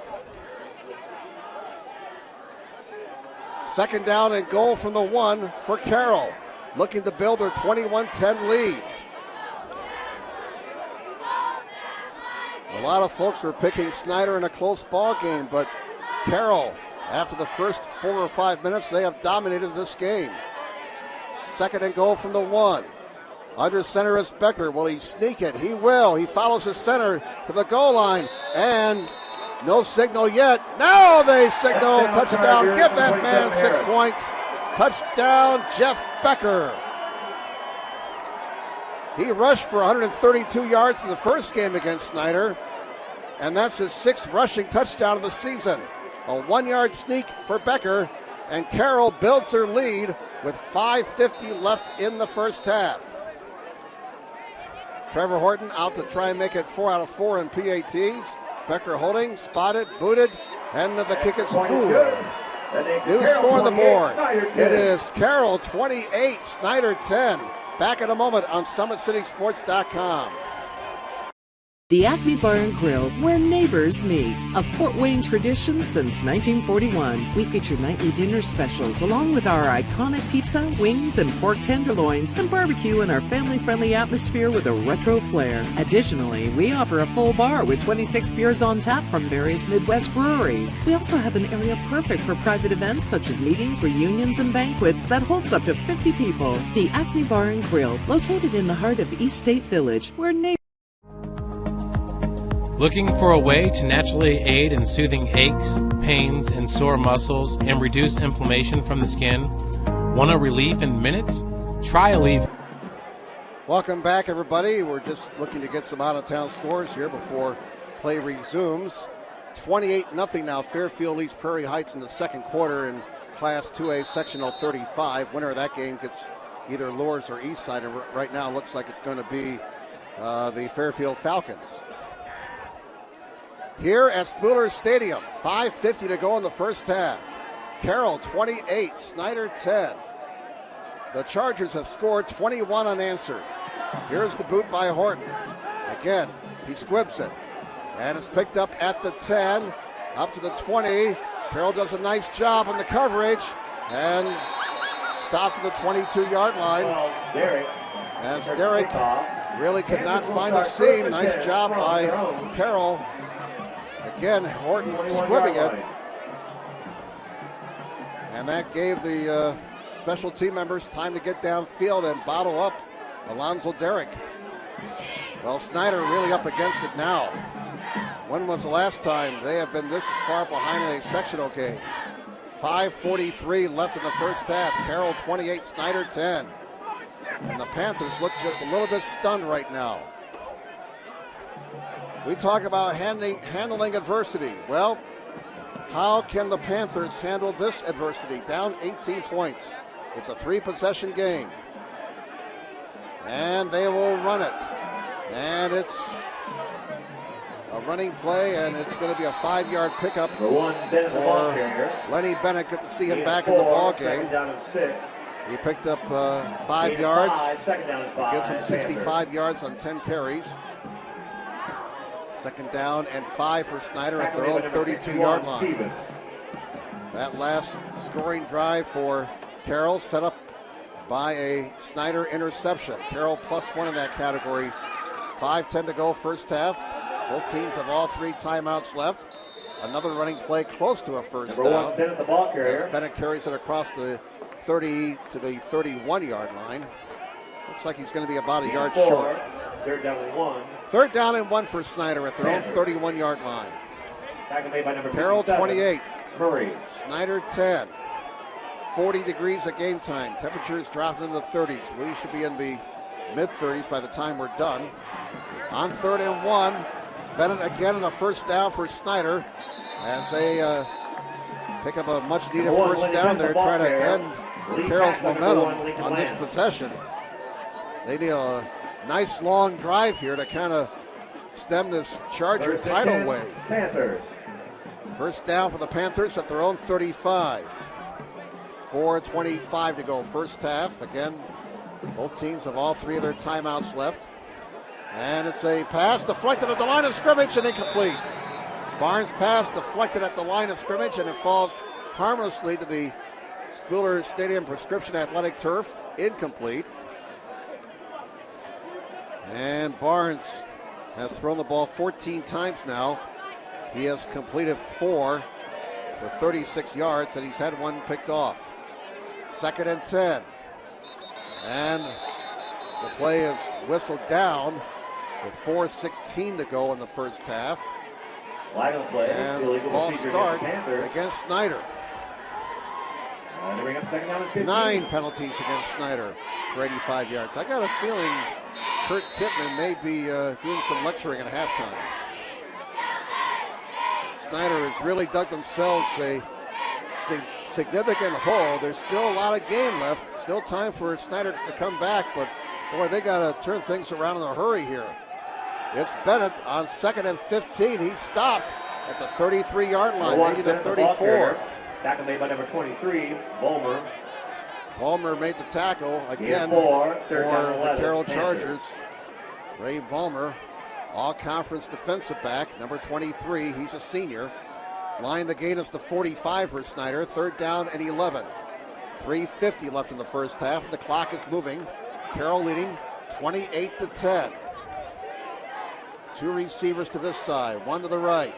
Barnes looking, steps up, and he throws out to midfield. It is broken up, incomplete.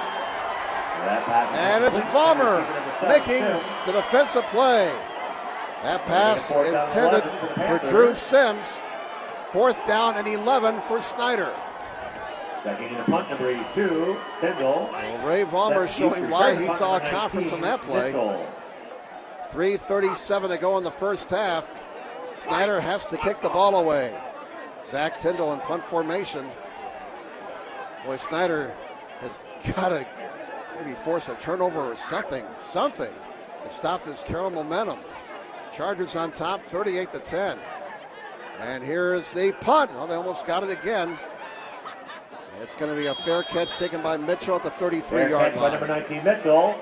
Carroll gets the football back, leading 28-10. 33-yard punt. 3.5 minutes to go in the first half. 21 unanswered points for the Chargers. Winner gets either Homestead or Noblesville next week for a Sectional 3 championship. First down for the Carroll Chargers at their own 33-yard line. The Chargers playing with a lot of confidence right now. 3 receivers, 2 to the near side, 1 to the left. And it's a running play and a missed tackle. And a couple of yards. Harris picking up 2 yards there to the 35-yard line. So remember now, Carroll won the toss and deferred. They will get the ball to start the second half. So how does Doug Dinan want to play this here? Leading by 18. He has all 3 timeouts left. Just over 3 minutes to play in the first half. 2nd and 8 for the Chargers. Play action. Becker throws, and it's incomplete at the 40-yard line. And that'll bring up third down. 24, Bransfield. Eddie Bransfield, the intended receiver. Chargers. And that's one of Becker's few misses tonight. That's his 13th pass. He's completed 9 for 172 yards and 3 touchdowns. He's also scored a touchdown on the ground from a yard out. 3rd and 8, lined against the 43 for the Chargers. 2 receivers on this side, 1 to the left. And a play action. Becker throws one deep. Man-on-man coverage down here. Jump ball. Flag. Interference. Mitchell, the intended receiver. He, along with number 41, Donovan Ely, fighting for that football. And a flag is down. If that's pass interference on Snider, that's a 15-yard penalty from the line of scrimmage in high school football. And in college football as well. Not a spot foul like you see on Sundays. And so they will march off 15 yards against Snider. That's 10 penalties for 100 yards against the Panthers. And a first down for Carroll at midfield. First down number 15 for the Chargers. 2:52 to go first half. Carroll 28 and Snider 10. Wide receivers on each side. Becker out of the shotgun on first down. Boy, another score here for the Chargers before halftime, and it might be Goodnight Nurse. And Becker fakes the handoff, calls his own number, and gets it back to the line of scrimmage. Good job there by the Snider defense. Nothing doing for Becker. 2nd down and 10 for the Chargers. Tackle made by Brock Whitman, 5'10", 155 senior. He's had a fine season, 20 tackles, including 15 solos. And an interception to boot. 2nd and 10 at the 50. 2:20 left in the half. Nobody making any indication to stop the clock here. Again, all 3 timeouts available for both teams. And Becker play action, rolling to his right. Looking, throws on the run, and it's too high for Mitchell. Incomplete pass. Brings up 3rd down. Oh. And what do we got now? Another penalty on Snider. Personal foul, roughing the penalty on the Panthers. Do you believe this? Well, one of the local writers pointed out this week that Snider has had penalty issues in tournament games of late, and that's the situation here tonight. That's 11 penalties against Snider for 115 yards.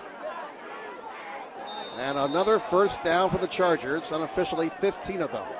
2:07 to go in the first half, and Carroll, aided by a couple of Snider penalties, that marched the ball to the Panther 35-yard line. Carroll on top, 28-10. Mitchell, and he got about a yard, maybe 2 to the 33. And we have, I thought somebody was taking a timeout here, but apparently not. Now the clock is stopped with 1:57. Tackle made by number 92, double there. Harris now 37 yards on 11 carries. Clock is stopped with 1:57. Well, now the clock is moving again. Second down and 8 from the Snider 33-yard line. Thought for a moment they were taking a timeout, but apparently not. And now Carroll takes a timeout, so we'll step aside with 1:41 to go in the first half. 28-10 favor Carroll. Back in a moment on Summit City. The Acme Bar and Grill, where neighbors meet. A Fort Wayne tradition since 1941. We feature nightly dinner specials along with our iconic pizza, wings, and pork tenderloins, and barbecue in our family-friendly atmosphere with a retro flair. Additionally, we offer a full bar with 26 beers on tap from various Midwest breweries. We also have an area perfect for private events such as meetings, reunions, and banquets that holds up to 50 people. The Acme Bar and Grill, located in the heart of East State Village, where neighbors. I was once a Southside kid who was led on a journey by high school football. A journey that taught me discipline, toughness, and the skills that made me a success. Welcome back, everybody. Class 3A, Sectional 26. Mishawaka-Marion and West Noble tied at 14. That's a great matchup. West Noble's 10-0. Mishawaka-Marion 9-1. And here is a play-action fake. Becker scrambling. He'll keep it. 30, and he's out of bounds, close to another first down. That will stop the clock with 1:33 left. And he's right at the first down marker. This is going to be an interesting spot. There's a lot of traffic over there. Looks like they're going to put him down at the 26, which is now they're going to put it down to the 27. So he only got 6 yards there. Becker now 30 yards on 8 carries in this game. He's passed for 172 unofficially. And the Chargers face 3rd and 2 at the Snider 27-yard line, leading 28-10, and they're going for more. And again, Carroll gets the ball to start the second half. And now here's another timeout taken by Carroll. So once again, let's step aside. Back with more in a moment on SummitCitySports.com. Your home the curb appeal it deserves, and trust Kurt's Mio to power wash your home. Additional services include concrete sealing, deck and fence cleaning, driveway replacement, and stamped concrete. Just head on over to kurtzmio.com, request your virtual quote, and use the code SummitCity for 15% off all power washing services today. That's kurtzmio.com, supporting the youth of Fort Wayne.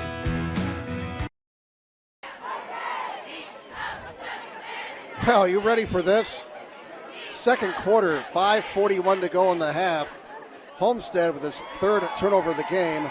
Noblesville capitalizes with another touchdown. And with 5:41 to go in the first half, Noblesville 13, Homestead nothing. Whoa. You know, you can't script November in Indiana high school football. 3rd down and 2 at the Snider 27. Chargers looking for the first down. Student body right, they'll get it. 5-yard pickup and a first down for Carroll to the 22-yard line. Hunter Mertz carried the ball, but hold on. There's a flag on the play, holding on Carroll. So the first down will be wiped out. A score update to the 6A South Sectional from down in Indianapolis. Currently, in the second quarter, it's Noblesville 13, Homestead 0. Well, they just announced the Homestead score, and I don't think there's very many Spartan fans here on either side.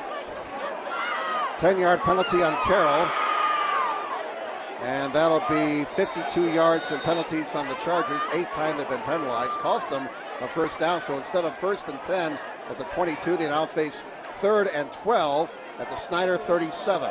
Line the game's to 25. 2 receivers to the left. Becker back and throws on the far side. It's up for grabs. Incomplete.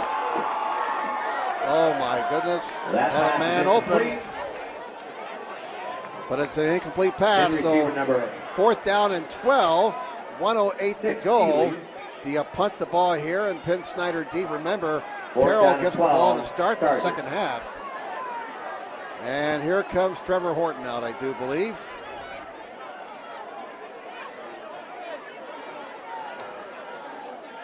So on 4th and 12, it looks like Carroll will play it safe and kick the ball away.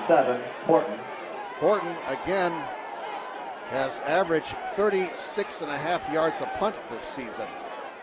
He does all the kicking for the Chargers, and now a flag comes in and a delay of game being called on Carroll. They'll take that 5-yard penalty. That will give Horton more room to try and nail the ball into one of the coffin corners. We got 1:08 to go in the first half. Carroll 28, Snider 10, and Carroll takes another timeout. So we'll step aside. Back in a moment on SummitCitySports.com. Looking for a way to naturally aid in soothing aches, pains, and sore muscles and reduce inflammation from the skin? Want a relief in minutes? Try Alleviate. Contact Hillary Didier for details.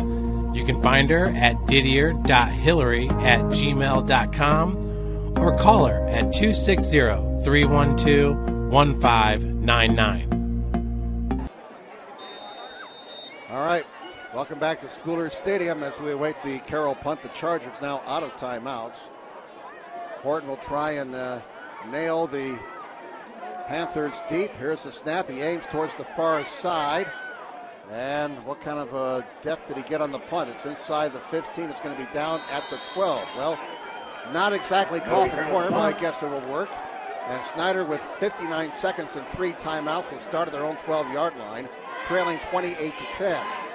Again, keep in mind, Carroll gets the ball to start the second half. Boy, the Chargers may have missed a chance there to put this ball game away. They had the ball inside the 30, had a first down, but it was wiped out on a holding penalty. And the drive stalled after the holding penalty. So 18-point deficit for Snider, still a half plus 59 seconds. There is still time for Snider to get back into this football game. They have some explosive athletes on this team that can turn things around in a hurry. Alonzo Derrick, the man in motion. First down from the 11. Barnes.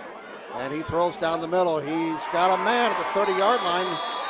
First down. Barnes to number 83. The ball is caught by number 83.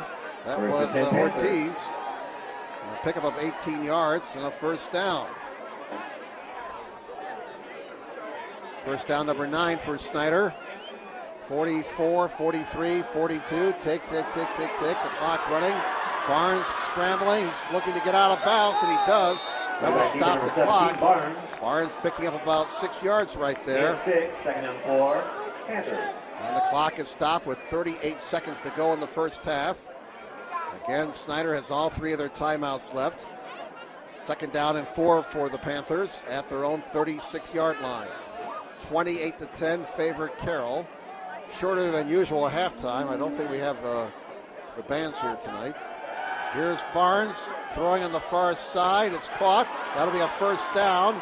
And Ortiz again. That pass complete to number 83, Moore from Barnes. First and 10 Panthers. Well, we're told now that's Jaden Moore. He's listed as 84 in the program, but he's wearing 83 tonight. So Moore with the catch. And we have a timeout. First down, Snider at their own 45. Why don't we keep it here?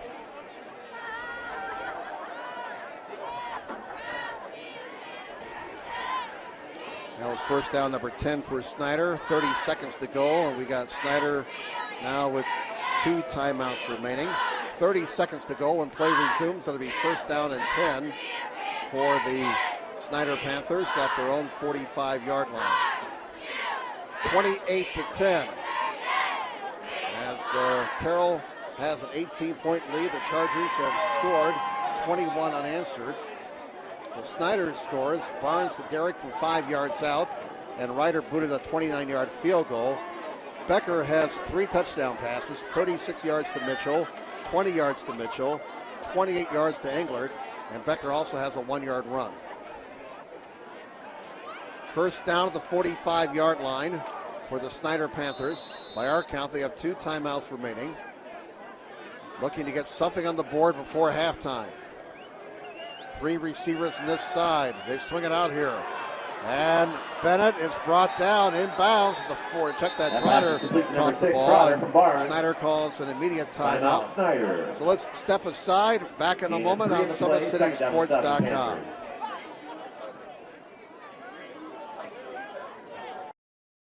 I chose St. Francis because they made a promise that I would have real-world experience that I could take when I graduated, and they delivered on that promise. For me, the classroom only gets you so far, so they're setting you up with an internship. I had a mentor that they set me up with that was a CEO of a DuPont hospital in Fort Wayne. They offer degrees in accounting, business administration, risk management and insurance, marketing, and finance. They just did a great job of the full circle of not only the education but also the experience.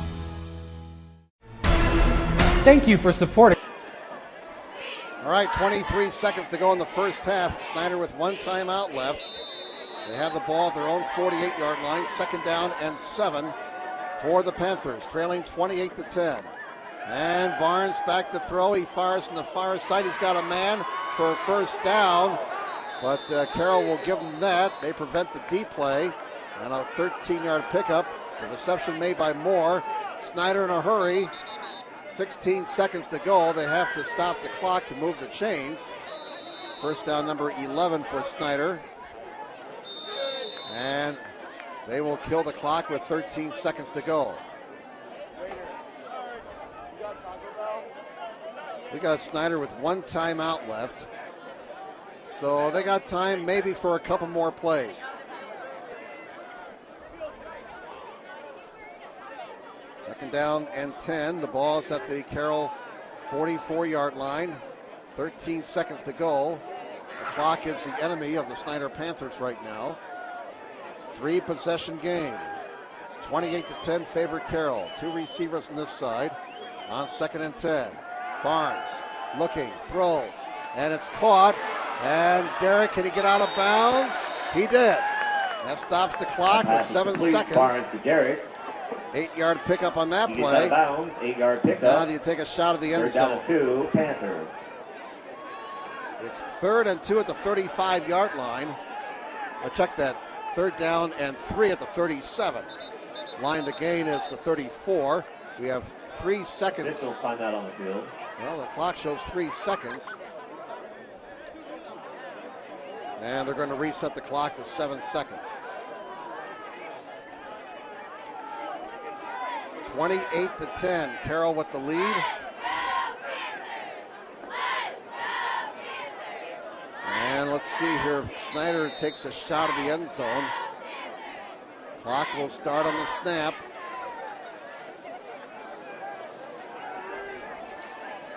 Three receivers, 2 on this side, 1 on the right. John Barnes Jr. takes the snap. He looks, he throws one deep down the near side, and it's going to be broken up and intercepted in the end zone. Out to the 10 and brought down at the 15-yard line after making the pick was Cade Dinan. Cade Dinan with his 4th interception of the season as the first half comes to an end on a Snider turnover, their 3rd turnover. And you look at the two teams right now, you don't have to look at the scoreboard to see who's winning. Carroll flies into their locker room as Snider walks glumly into theirs. Halftime, Carroll 28, Snider 10. Let's take a break. We'll come back with some first half stats. As let me tell you here right now that Parkview Sports Medicine continues to lead the way in Northeast Indiana. Our specialized sports medicine team offers direct access to physical therapy and sports physicians in our new Parkview Ortho Express Clinic located at the Sport 1 Parkview Fieldhouse. No referral needed, saving you time and money. Visit ParkviewSportsMedicine.com to learn more. Our Kelly Automotive Group halftime report coming up in a moment on SummitCitySports.com. Sports Medicine's integrated sports medicine team is built to serve the needs of all athletes in all sports. Our team's only goal is to improve athletes in every facet. PSM offers performance training to help athletes get better on the field, dedicated athletic rehabilitation and physical therapy to help them get better off of it, certified athletic trainers in our PSM schools providing daily support to our athletes, and a specialized orthopedic walk-in clinic when injury strikes. Call 260-266-4007 to speak to our care navigators or visit ParkviewSportsMedicine.com to learn more about what we can do to improve athletes at all levels.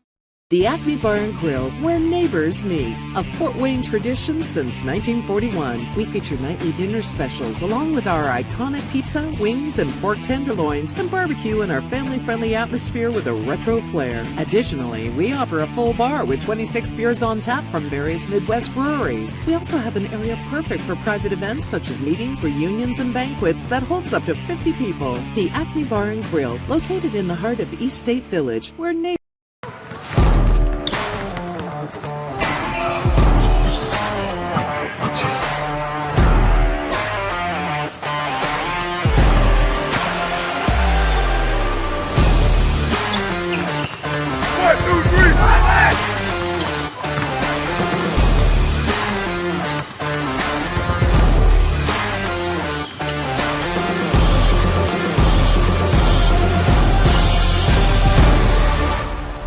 Give your home the curb appeal it deserves, and trust Kurt's Mio to power wash your home.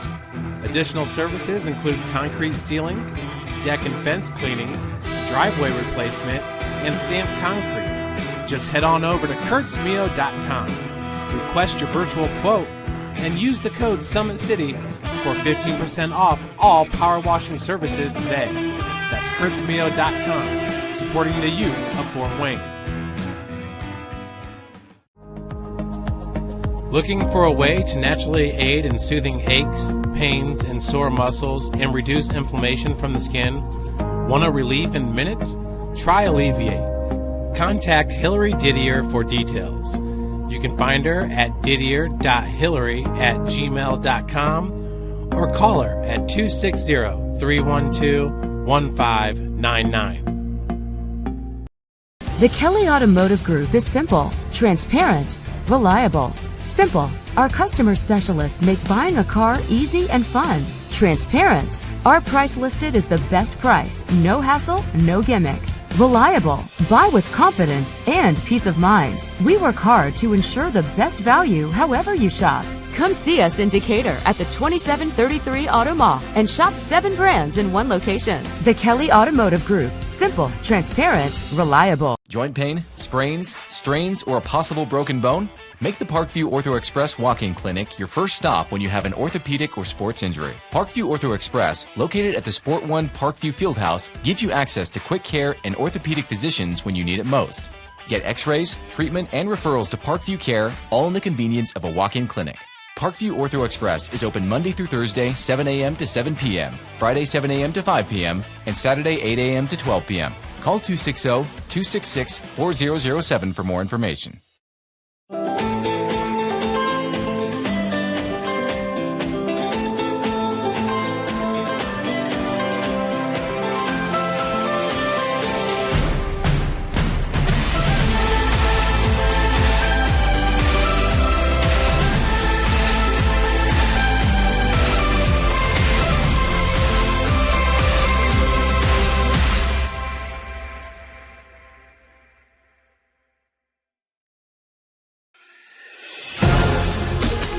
Developing athletes to be foundationally strong. Healthy and consistent training. Expert staff. Long-term athletic development. Parkview Sports Medicine Performance. Any athlete, any age, any skill level. I was once a Southside kid who was led on a journey by high school football. A journey that taught me discipline, toughness, and the skills that made me a success. As a businessman with a CPA license who owns his own firm, I still use the building blocks of high school sports in my everyday life. Someday sports will end no matter what level you reach, but you will be left with the skills to compete in the next game, the game of life.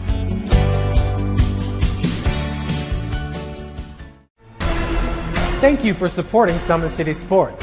For the last several years, we've provided the Fort Wayne community and beyond with coverage of a variety of sports, thanks to our title sponsorship from Parkview Sports Medicine. Since we began in 2015, our annual budget has covered the cost of videographers and commentators to over 300 plus games each year. New equipment and maintenance of that equipment, along with increased broadcast rights fees from the IHSAA. This season, We're reaching out to friends, families, and local businesses for additional sponsorships and donations. You can help us grow and get coverage to your favorite team or sport. A Summit City Sports sponsorship or donation will help make that happen. We have the goal of bringing fans live stream games of every SAC game we cover. With the additional funds, we'd invest in mobile internet devices, allowing us to bring our supporters every SAC conference football and boys and girls basketball games live, as well as more coverage for sports like cross country, tennis, golf, swimming, wrestling, track and field, baseball, and softball. For more information on sponsorships or how to donate, visit SummitCitySports.com.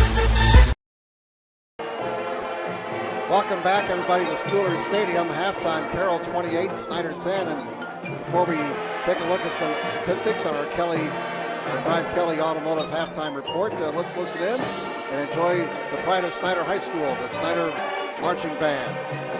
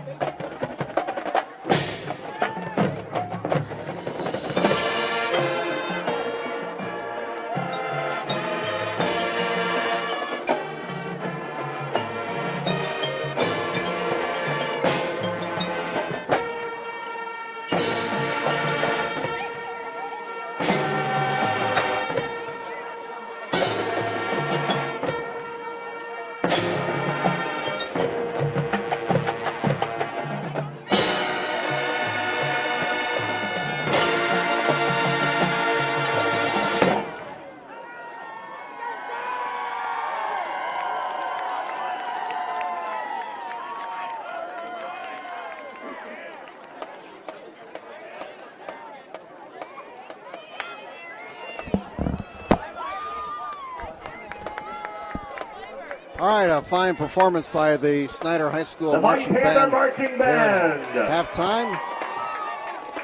Halftime at Spooler Stadium. It is the Carroll Chargers 28, the Snider Panthers 10. Let's give you some first half numbers, unofficial numbers. For Carroll, they had 15 first downs compared to 11 for Snider. Rushing yards, Snider had the edge, 129 to 77. Passing yards, 172 for Carroll, 93 for Snider. So total yards, almost 500 yards of offense in that first half between the two teams. 249 for Carroll, 222 for Snider. But a big statistic, the turnovers. Carroll +2 in that category. They had one fumble, while Snider had 2 fumbles and 1 interception. Another big statistic, all the penalties against Snider. The Panthers have been penalized 11 times for 115 yards. Carroll penalized 9 times for 57 yards. Snider opened the game by marching the ball 65 yards for a touchdown. The drive was capped off on a 5-yard touchdown pass from Barnes to Derrick. That came with 8:36 to go in the first quarter. Carroll came back and tied the game as Becker found a wide-open Mitchell from 36 yards out. That came with 4:43 to go in the first quarter, and that tied the game at 7. Ryder booted a 29-yard field goal over Snider with 2:32 to go in the first to give the Panthers a 10-7 lead. But Carroll did the scoring, all the scoring for the rest of the half. Becker hit Mitchell on a trickeration play in which 4 guys touched the ball. A real schoolyard play, but it worked for the Carroll Chargers. 20-yard touchdown pass, Becker to Mitchell. That came with 25 seconds to go in the first quarter, and Carroll went on top 14-10.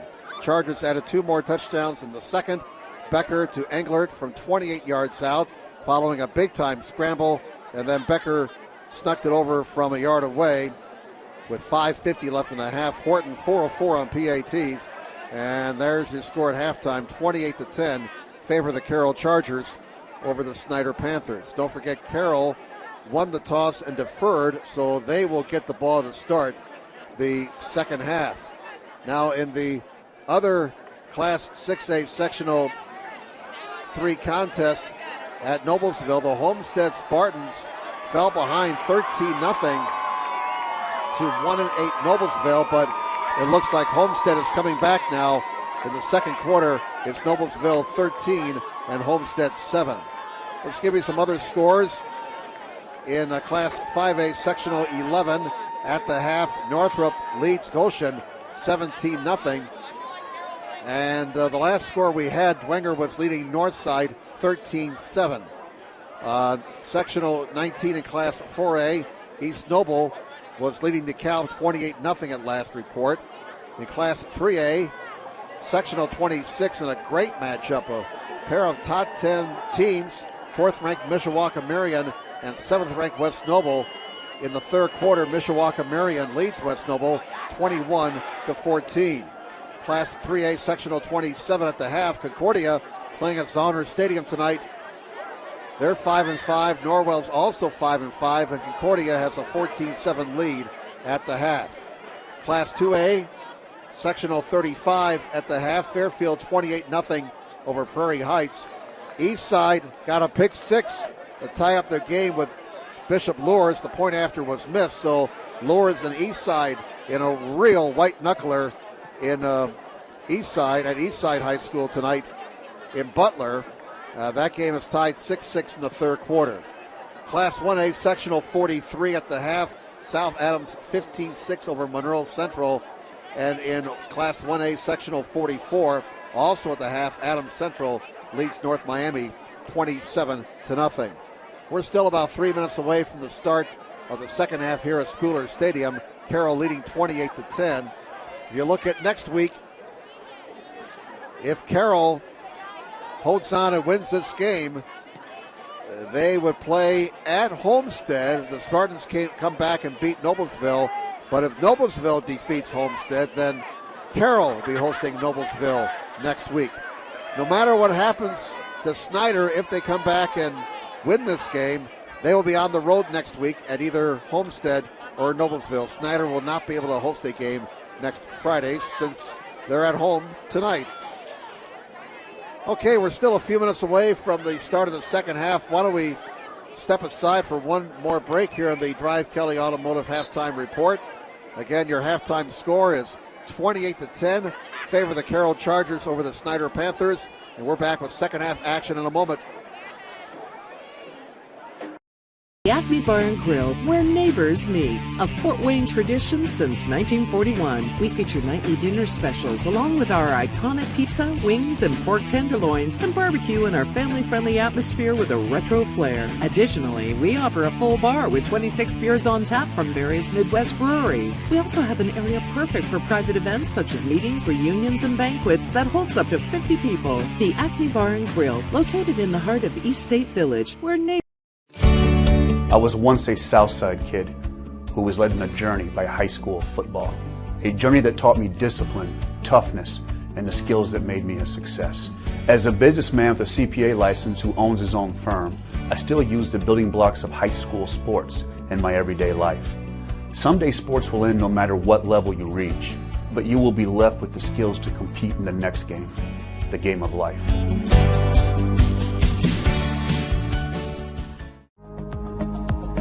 Looking for a way to naturally aid in soothing aches, pains, and sore muscles and reduce inflammation from the skin? Want a relief in minutes? Try Alleviate. Contact Hillary Didier for details. You can find her at didier.hillary@gmail.com or call her at 260-312-1599.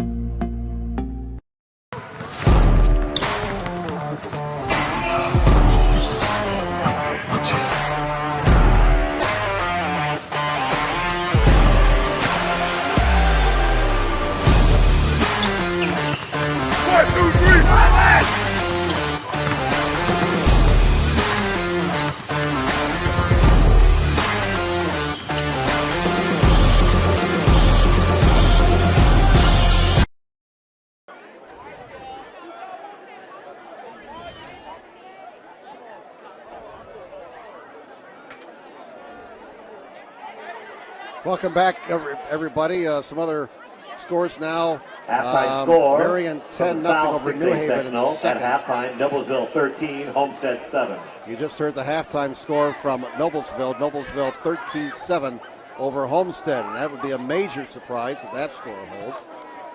Northrop 17-0 over Goshen, third quarter. Now in the third quarter, Dwenger has a 21-14 lead over Northside, so that game is still up for grabs at Chambers Field. Let's see, 2A, sectional 35, Fairfield 35-0 over Prairie Heights in the fourth, so they'll go to a running clock there. Class 3A, sectional 27, Concordia 14-7 over Norwell. That game has moved to the fourth quarter. In 3A, sectional 26, the last we heard, Mishawaka Marion leading West Noble 21-16. So that's pretty much it as far as the updates on the out-of-town scoreboard are concerned. Here, can Carroll pull it off? Snider has beaten Carroll 9 out of 10 times. The only time Carroll has beaten Snider in the series history, week 2 last week in Neon Nation.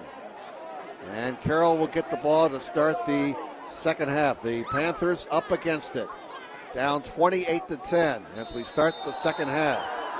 Carroll scored the last 21 points in that first half, and the Chargers will get the ball to start half number 2.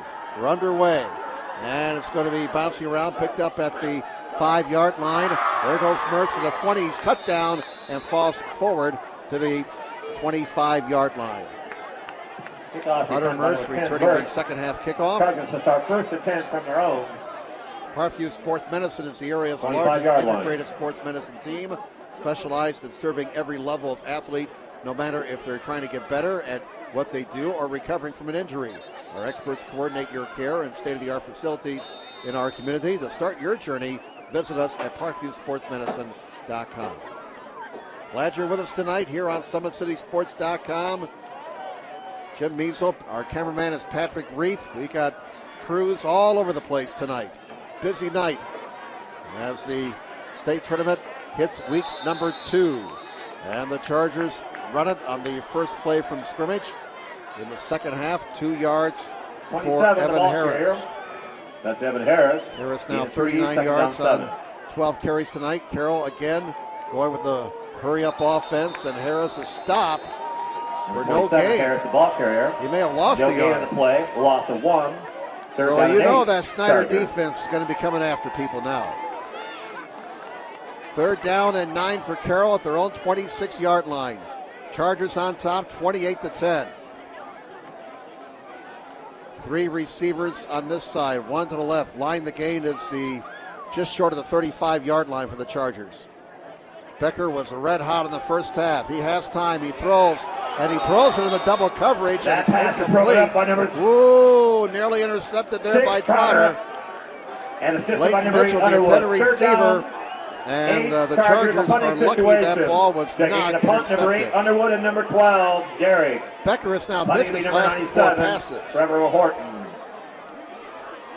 Becker in the first half passed for 3 touchdowns, ran for another, and the Chargers on the opening possession of the second half go 3 and out. So maybe things are turning around here. Horton punts the ball, and it's going to take a big Charger bounce. Not a chance for the Snider Panthers to make a play on the punt return team, and the ball will roll dead at the Panther 29-yard line. So Snider takes over with 10:49 to go in the third quarter. First possession of the second half for the Snider Panthers. And they trail 28-10. It's been pretty quiet here on the Panthers side. The Panthers have got to get their 12th man back into the ball game here. They got to make some plays. Snider guilty of 3 turnovers in the first half. Of course, one of the turnovers came on the last play of the half. Carroll is +2 in that category right now. And here's the play action fake. The pass is caught, and it's Alonzo Derrick with the reception. He's brought down at the 36-yard line after a gain of 7. Gain of 7, second down and 3. Tackle made by number 6, Steely. Tackle made by Tucker Steely. He's only a sophomore. Boy, I tell you, Carroll's got some good-looking underclassmen on this defense. Second down and 3 at the 36-yard line. Clock moving, 10:19 to go, third quarter. It's a running play and a first down for the Panthers with room to spare. 9-yard pickup, and it's the all-conference running back, Lenny Bennett. 9-yard Bennett, pickup, the senior. 1st and 10 Panthers. You know, he does not want to line. have his career end in this setting this evening.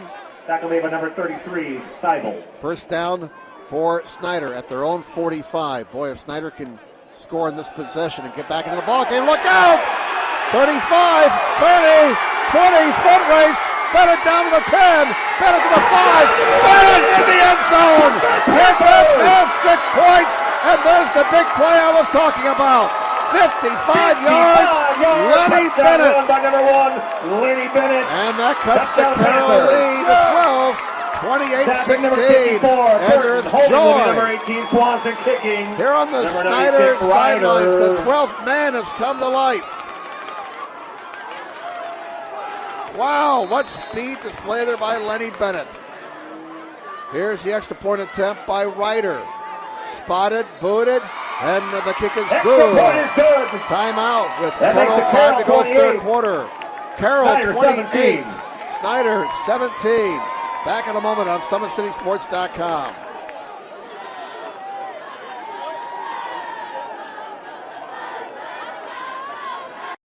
Your home the curb appeal it deserves. Entrust Kurt's Mio to power wash your home. Additional services include concrete sealing, deck and fence cleaning, driveway replacement, and stamped concrete. Just head on over to kurtzmio.com.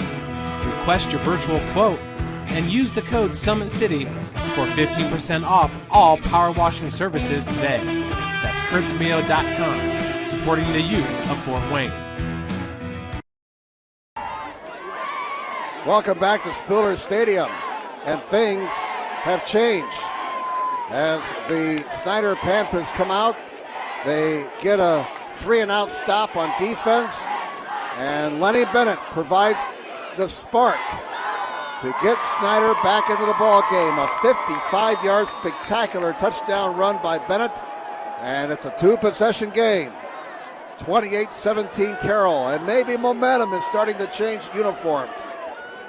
Here's the boot down to the 10-yard line, to the 20, to the 25. And trying to get a number on the young man. Tackle made by number 38 of the Panthers. That's Mark Field. And we got a Carroll player who returned the kick. The young man who returned the kick is shaken up. And I'm still trying to get a number. I'm not quite sure who it is. Well, we're given a number, but we want to make a confirmation on that. He is down along the sideline, so they have to attend to him. So why don't we step aside here? We'll take a break. Back in a moment on SummitCitySports.com.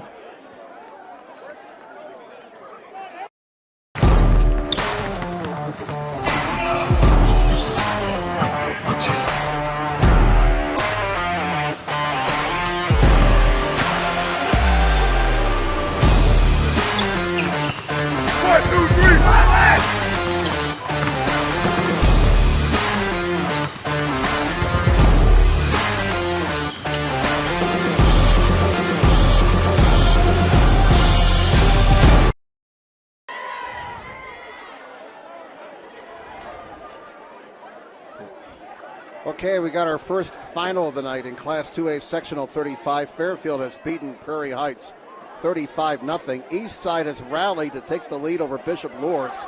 13-6 Blazers over the Knights in the third quarter. In Class 4A Sectional 19, third quarter, East Noble leads DeKalb 35-7. As the Knights are looking to go to 11-0. And right now they got a big lead against a pretty good DeKalb team who have had a fine season. Eastside taking the lead on a 52-yard touchdown pass. And let's see here. We're getting an update on the West Noble game. Looks like 42-14 now. Mishawaka Marion has opened up a sizable lead over West Noble. They are still attending to an injured Carroll player on the far side, so that's why we have the delay here. It comes with exactly 10 minutes to play in the third quarter. Carroll 28, Snider 17, and now the player who is shaken up, we still can't, okay, I think I caught a number. It looked like number 22. That would be Joseph Brewster, a junior inside linebacker. And he's helped now to the Carroll sideline. First down for Carroll at their own 26-yard line as play resumes. Chargers need to get a couple of first downs here. And they'll run it, and they get about 5 yards. Boy, look at that. It's sectional time, isn't it? Man, there's some hitting. There's the ball carrier. Harris picks up 5 yards. Nearly 5. And here we go. No huddle offense again for Carroll. Becker throws, caught, first down to midfield, and a fumble. The ball is out, and Snider has the football. It looks like the fumble's recovered by Donovan Ely. Ely with the fumble recovery, and momentum is definitely shifted. Second fumble by the Chargers. And Snider has the ball back at their own 41-yard line, first down, with 9:31 to go, third quarter. Has this game changed or what? From their own 41. First down for Snider at their own 41-yard line. And you get the feeling Carroll's just hanging on right now. Here's a running play that goes for nothing. Tough defense there by number 6, Tucker Steely. 27 tackles and 3 interceptions. Second down 9, Panthers. Only a 1-yard gain. Second down and 9 for Snider at their own 42-yard line. Carroll 28, Snider 17. We come down to 9 minutes to play in the third quarter. Snider scored on their opening possession. They have just forced a Carroll turnover. They'll run it again and get about 3 yards to the 45 to make it third and 6. As Bennett carries the ball for 3 more yards. He now has 146 yards and 17 carries tonight. Line the gain is to Carroll 49. Third down and 6. Clock moving, 8:35 to go third quarter. 28-17, it's turning into a barn burner. We thought it would be. Now two receivers to this side. Barnes hands it off. Bennett up the middle. Bennett is going to get the first down. Number 1 picks up Lenny the first Bennett down. was stopped short of the first down, but he was not going to be denied. Move the sticks. First down, Panthers. They're 13th. I don't know what Kurt Tipton told his guys at halftime, but maybe he should bottle that speech, because this is a different Snider Panther team that's come out of the locker room to start the second half. 8 minutes to go, third quarter. First down at the Carroll 48-yard line. And it's another handoff, and they'll keep running it and running it and running it now. Trotter carries the ball for 4 yards. Gain of 5. He has 43 yards Panthers on 8 carries. Unofficially, we got Snider with over 200 yards from the ground tonight. Very similar to what they did against Carroll in the Week 2 encounter. Second down and 5 at the Carroll 43-yard line. 7:31 remaining in the third quarter. Carroll has a 28-17 lead, but Snider has momentum. Barnes play action, throws deep, and it's caught at the 10-yard line. That's Derek. 33-yard pickup, and the Panthers are in business again. 33-yard pass, Barnes to Derek. Let's see where that ball is spotted. It looks like it's going to be spotted just outside the 10. So they can get a first down without getting a touchdown. It's Trotter. Trotter to the 5. Trotter to the 2. Trotter to the 1. Down the 2-yard line. Trotter with 9 hard yards there. Tackle made by number 45. McGinnis. Touchdown saving touchdown. No, touchdown Second saving down tackle and made inches by Craig McGinnis. But it's second down. Second down at the 1. Inches for a first down. 1 yard for a touchdown. Full house backfield. And it's Trotter up the middle. And give that man 6 points. Touchdown, Snider. And that cuts the lead to 5. It could be a 4 or 3-point lead. Let's see what Coach Tippman wants to do here. He's down 5 right now. Looks like they're going to kick the number point. 54, Burton holding number 18, Swanson kicking number 96. Ryder. So 2 touchdowns for Snider in the first 5 minutes and 12 seconds of the second half. Ryder's extra point attempt is up, and it is good. It's now Carroll 28, Snider 24. Back in a moment on SummitCitySports.com. Team Pineapple Volleyball Club has become synonymous with top-level volleyball in Northeast Indiana. Lloyd Ball is the owner and director at Team Pineapple. Ball is a 4-time Olympian and a gold medalist at the 2008 Beijing Olympic Games. Team Pineapple trains at the brand new Ball Sports Academy. This facility has indoor volleyball courts, Parkview Sports Performance and Ortho Clinic, an Olympic weight room, in-house massage therapy, and the state-of-the-art CET Cryo Spa for post-training therapy. Head north on Highway 69 towards Angola and come see how champions are made at the Ball Sports Academy. For more info, visit teampineapple.com. Welcome back, everybody. East Noble now leads DeKalb 42-7 in the fourth quarter. So the Knights will advance, and for DeKalb, a fine season will come to an end. And Dwenger now with a 35-14 lead over Northside early in the fourth quarter. So the Saints finally opening up some distance on the Legends. There's the kickoff. Down to the far side it goes, and I kind of wish they stopped kicking to the far side. It's hard to see numbers over there. The kick return to the 30. Well, Carroll comes out. Their offense went 3 and out on their opening possession. On the second possession, they fumble. Snider recovers, and they march at 59 yards for a touchdown. This game is totally turned around. Carroll in control at halftime, but now Snider with momentum. Carroll's lead is down to 4. 3 receivers, 2 on this side, 1 on the left, and a flag comes in, and Snider will be penalized here for being offside. That'll be a 5-yard penalty. 12 penalties against Snider for 120 yards. First down and 5, Chargers. 12 penalties against the Panthers. That's a dirty dozen right there. 1st and 5 for the Chargers at their own 35. And Becker, bit of a mix-up on the handoff, and Becker's in trouble. Becker is all the way back at the 24-yard line, and a huge loss. They will put him down at the 24. There's no forward progress. That's a loss of 11. A loss of 11 on the play. 2nd down and 21, Chargers. And things not going right for the Chargers here to start the second half at all. They may have gone to that locker room thinking they had the game well in hand. Well, still another half of football to play. Becker on 2nd and long, throws on the far side. He's got a man. That's a 1st down. And a big play for the Carroll Chargers as Becker avoids the sack, finds the receiver for a 1st down. That's Englert again.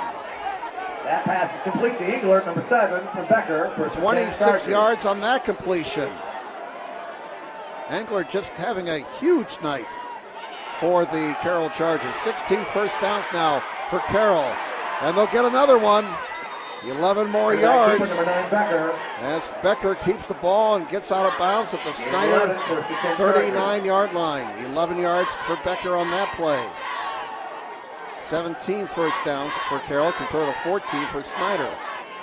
1st down for the Chargers, trying to reestablish things here as Snider has controlled things since the start of the second half. Play action, Becker on 1st down, rolling and throwing. He's got a man. And out of bounds on the far side of the 34-yard line, Bransfield. Bransfield this year with 28 catches for 284 yards and a touchdown entering this game. 5 yards in that pickup. Becker now over 200 yards passing for the night. Ball is at the Snider 34. 2nd down and 5 for the Carroll Chargers. 28-24, Carroll with a 4-point lead, but they're marching. Here's a pass. Becker has another receiver, and Becker's on fire again. 8 more yards and a 1st down. Englert, 8 yards on that pickup. That's 7 catches for Englert for 127 yards. And Carroll moving the football. They've got the ball at the Snider 26-yard line. Clock down to 5:19 to play in the 3rd quarter. Snider with 2 touchdowns here in this 3rd quarter. They've cut the Carroll 18-point halftime lead down to 4. And it's a running play up the middle across the 25 to the 24. Harris picks up 2 yards on that play. Tackle made by number 92, Giannini Belazar. And Belazar was in on that stop. 27 tackles, 22 of them solos, 4 sacks, 10 tackles for loss for Belazar entering this ball game. 2nd down and 8 at the Snider 24-yard line. 4:40 left in the 3rd quarter. Here's Becker on 2nd and 8. He's got time. He throws it deep, and it's going to be caught in the back of the end zone. Give that man 6 points. Touchdown, Carroll. The Chargers with a response. Touchdown, Chargers. The reception made by Tyler Morrison. And Carroll gets out to a 2-possession lead again at 34-24. That's Becker's 4th touchdown pass of the night. And the offensive line, give that Carroll offensive line credit for giving Becker time. The point after by Horton is good. Timeout, Carroll 35, Snider 24. Back in a moment on SummitCitySports.com. The Acme Bar and Grill, where neighbors meet. A Fort Wayne tradition since 1941. We feature nightly dinner specials along with our iconic pizza, wings, and pork tenderloins, and barbecue in our family-friendly atmosphere with a retro flair. Additionally, we offer a full bar with 26 beers on tap from various Midwest breweries. We also have an area perfect for private events such as meetings, reunions, and banquets that holds up to 50 people. The Acme Bar and Grill, located in the heart of East State Village, where everybody, as Jeff Becker for Carroll has just thrown his 4th touchdown pass of the night. That one of 24 yards to Morrison. Horton is 5 of 5 on PATs. And after Snider had built up a lot of momentum, Carroll gets the ball back. They march it downfield and score with 4:33 to go, 3rd quarter. A long way to go yet. This game is far from over, and this is turning into as good of a barn burner as week 2 was. Here's the kickoff. Another squibber. That ball is free. Trotter picks it up at the 23, and he's going to be brought down at the 29-yard line. All right, so now Snider has to respond. 4:29 left in the 3rd quarter. Carroll 35, Snider 24. Last report we had from Noblesville, 3rd quarter, Noblesville 13-7 over Homestead. If it's Noblesville and Carroll, the game will be at Carroll next Friday night. But still, a lot of things to settle here in the next hour or so, it sounds like, at both locations. First down for Snider at their own 29-yard line. And they will run it. It's up the middle, and it's Bennett for 6 yards to the 35-yard line. And it looks like Bennett's going to go over 200 yards tonight the way things are going. That's his 19th carry for 159 yards. He scored earlier on a 55-yard TD that really sparked the Snider Panthers. 4 minutes to go in the 3rd quarter. 35-24 Carroll. Low snap from center. Trotter up the middle, Trotter a first down, and right now Carroll's defenders are arm tackling. Trotter the ball carrier. And Snider moving the ball at will on this Carroll defense. Trotter 64 yards on 11 carries. Snider could get over 300 yards on the ground before we're done here. 15 first downs for the Panthers. First down at the Snider 47. It's Trotter again. And Trotter gets 4 more yards. This ground attack for Snider is getting yardage in chunks. Second down and 6 Panthers. Second down and 6 at the Carroll 49-yard line. Clock is moving. 3:36 to go in the 3rd quarter. Carroll 35, Snider 24. Oh my, what a game. What a game. Second down and 6 at the 49 of Carroll. And it's another running play. Trotter off the right side. And did he slip? They're going to put him down to the 48-yard line. Looked like he lost his footing. Well, there is a penalty flag down at the line of scrimmage. And we got a hold against Snider. That's 10 yards from the spot of the foul. This will push the Panthers back into their own territory. 16 for the Panthers. Clock is stopped with 3:16 to go in the 3rd quarter. Penalty marked off from the spot of infraction, which was the Carroll. Spot of infraction was the Carroll 49, so back to the Snider 41-yard line it goes. That's 13 penalties against Snider for 130 yards. If Snider loses this game, that will be the statistic that will kill him. So the Panthers behind the sticks now on 2nd down. And here's a pass by Barnes. It's caught. Derrick breaks the tackle. Look out. Down the near side. 50, 40, 30. And brought down near the 20-yard line by Lincoln Lance. A broken tackle and yards after the catch. And now we got Ray Vollmer, and he's down. It's not. Carroll's Raymond Vollmer is down, and he is shaken up. Official timeout of the field. He tried to get off the field, but now he has to be attended to near midfield. 2:49 to go in the 3rd quarter. And let's step aside here for a moment. Back with more in a moment on SummitCitySports.com.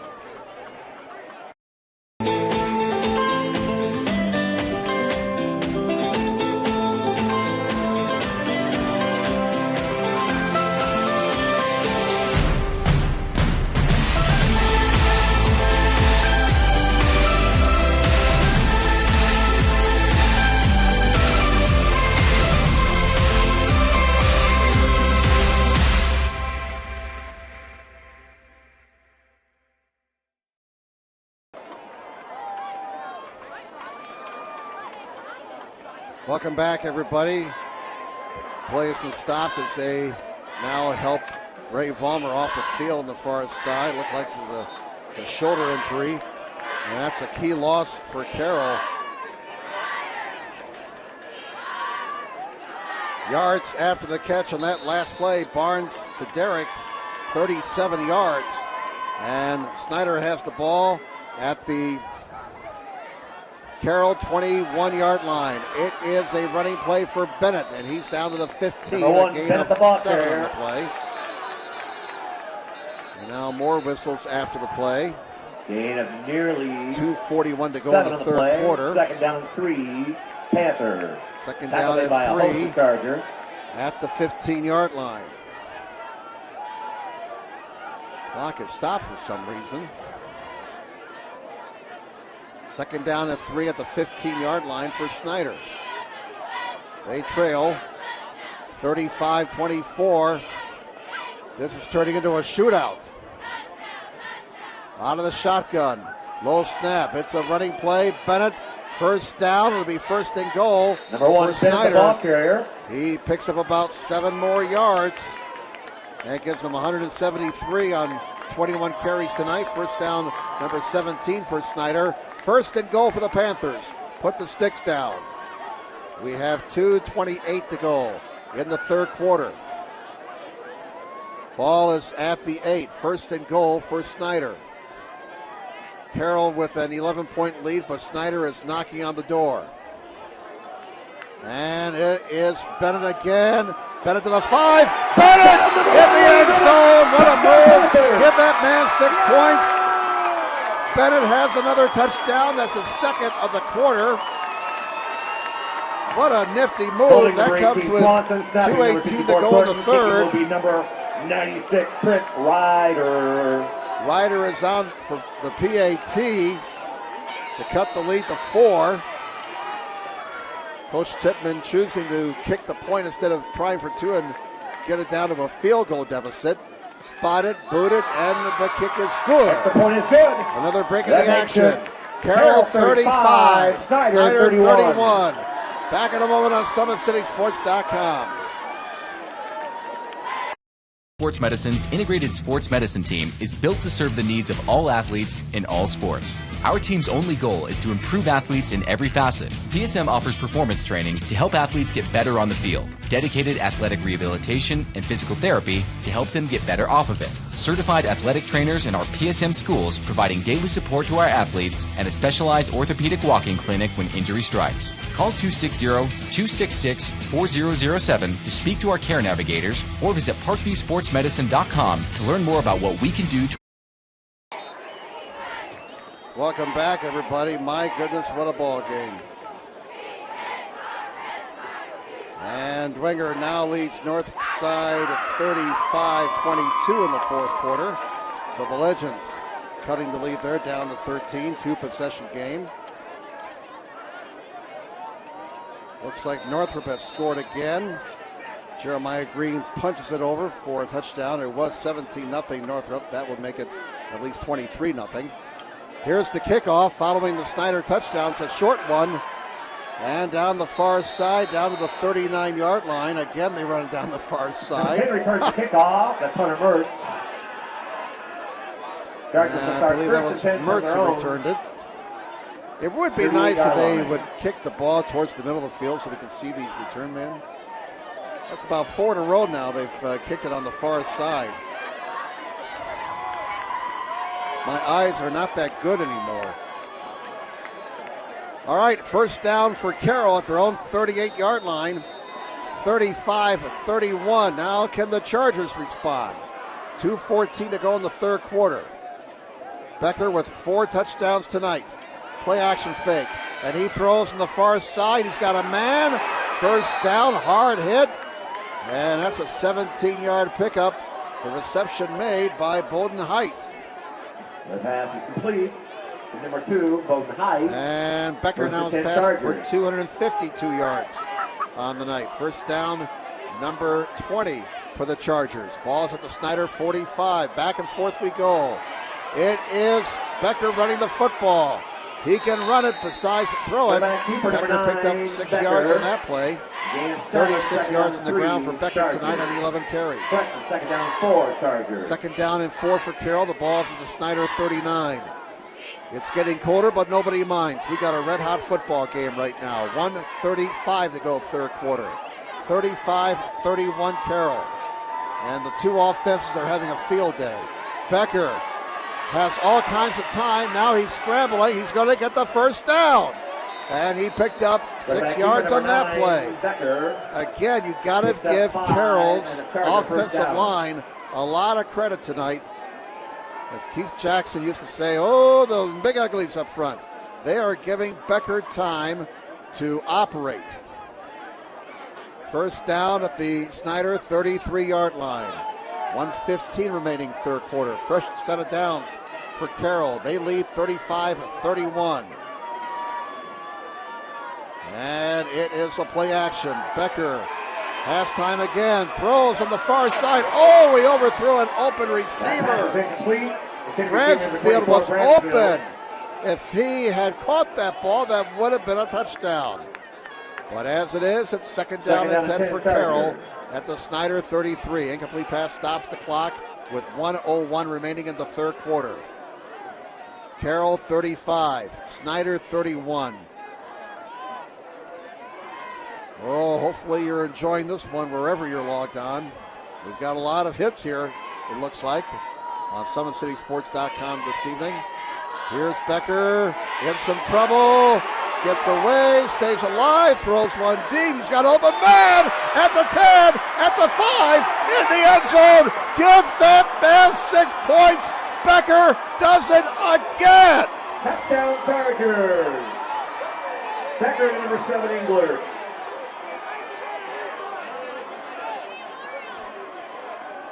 Englert makes the touchdown reception.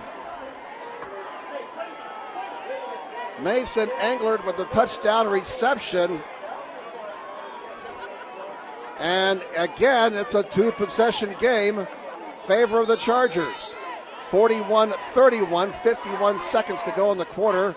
Horton on for his 6th extra point of the night. The kick is up, and the kick is good. 42-31, Carroll. And we're back in a moment on SummitCitySports.com. Sports Medicine's integrated sports medicine team is built to serve the needs of all athletes in all sports. Our team's only goal is to improve athletes in every facet. PSM offers performance training to help athletes get better on the field, dedicated athletic rehabilitation and physical therapy to help them get better off of it, certified athletic trainers in our PSM schools providing daily support to our athletes, and a specialized orthopedic walk-in clinic when injury strikes. Call 260-266-4007 to speak to our care navigators or visit ParkviewSportsMedicine.com to learn more about what we can do to. All right, 33-yard touchdown pass as Becker hit Englert on that touchdown pass. Becker with 5 touchdown passes for the night.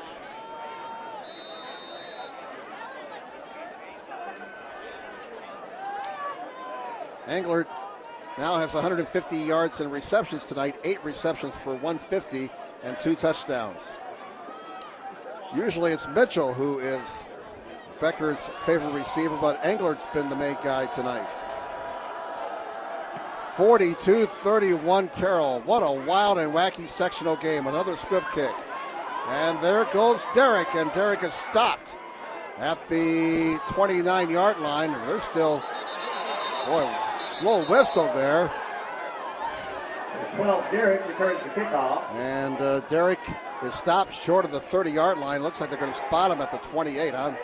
Kind of wish they had blown that play dead there. Slow whistle and risks the possibility of a bad injury. 42-31, Carroll over Snider. We got 44 seconds to go. And these two offenses here in the third quarter. It was 28-10 at halftime. Carroll's scored, both teams have scored 21 points this third quarter. We've had 42 points in this third stanza. We're not quite done yet. Bennett carries the ball for 5 more yards to the 33-yard line. Gain of 5, second down and 5 Panthers. Bennett now unofficially 23 carries for 186 yards and 2 touchdowns. 25 seconds to go, third quarter. 42-31, Carroll with an 11-point lead. More importantly, it's a 2-possession game. One of these defenses is going to have to step up here. Both these defenses are getting gashed. The two defensive coordinators are going to be reaching for the Pepto-Bismol after this game. 3 more yards for Bennett, and that is going to be the end of the third quarter. After 3, 42-31 Carroll over Snider. Back with the fourth quarter in a moment on SummitCitySports.com. Welcome to the Summit City, home to the 260's dedicated high school athletes and fans. Each victory and celebration captured by our camera. Treasure the highlights from the Summit Athletic Conference this season, or complete games live or on demand. After all, nobody's more proud to call Fort Wayne home than SummitCitySports.com.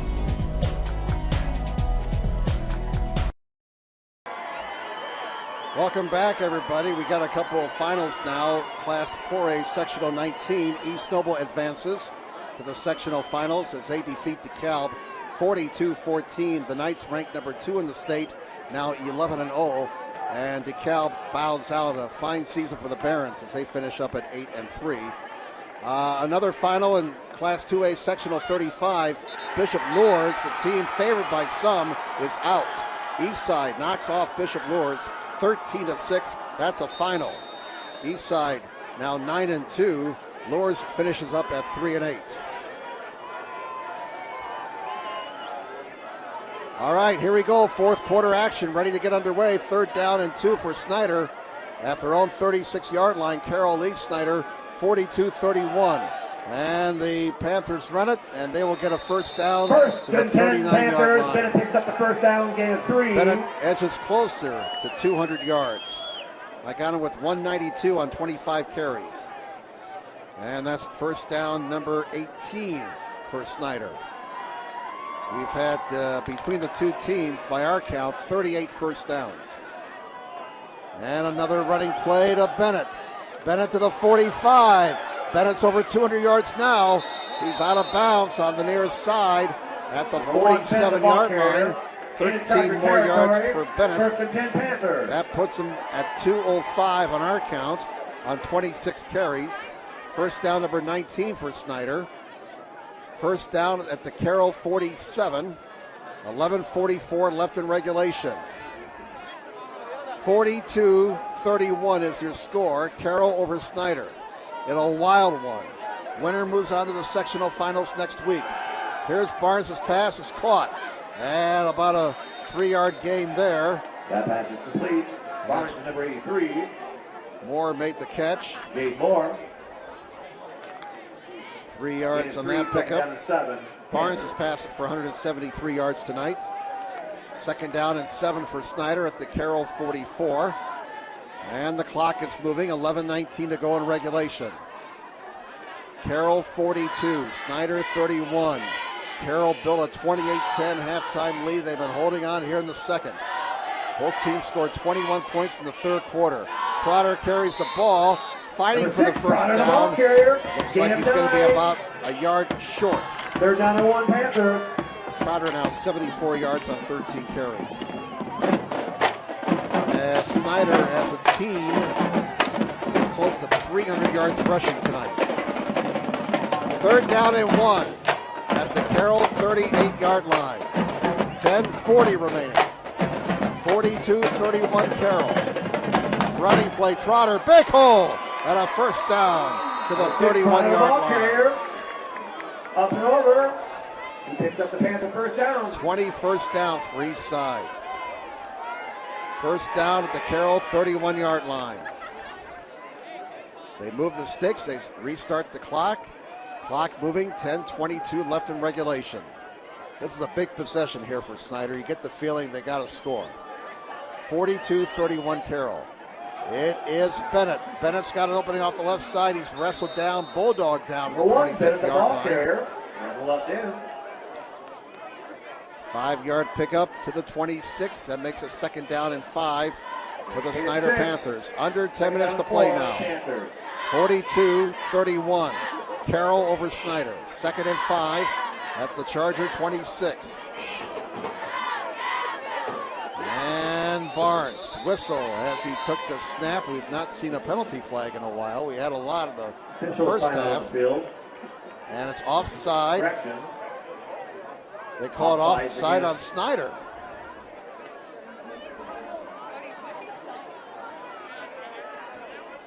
Offside against the Panthers. Offside on Snider, 5-yard mark off. And that's 14 penalties on Snider for 135 yards. Carroll has not been penalized here in the second half. Second down and 9. Running play. Across the 30 to the 28-yard line. Bennett again. Picking up 3 yards, maybe 4 yards. And third down and 7 for Snider. Ball's at the Carroll 28-yard line. Line the gain is the 21. Third and 7. Carroll's 12th man on the far side is making a racket. Line the gain is just short of the 21. And a flag comes in before the snap. And we got a penalty on Snider, I do believe. Offside on Snider. And that'll push him back 5 yards. 15 penalties on Snider for 140 yards. That makes the job even more difficult now as Snider's behind the chains. Third and 12 at the Carroll 33-yard line. Under 9 minutes to play. Carroll 42, Snider 31. Line the gain just short of the 21 for the Panthers. And the play is whistled down again, and this time Snider calls a timeout. That will leave him with 2. So we'll step aside. Back in a moment on SummitCitySports.com.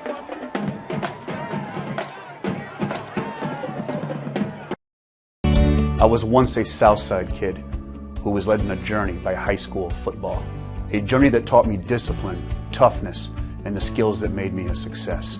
As a businessman with a CPA license who owns his own firm, I still use the building blocks of high school sports in my everyday life.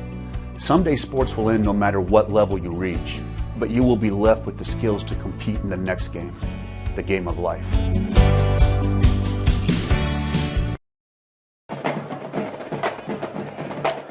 Okay, we understand that Homestead is now leading Noblesville 14-13 in the fourth quarter.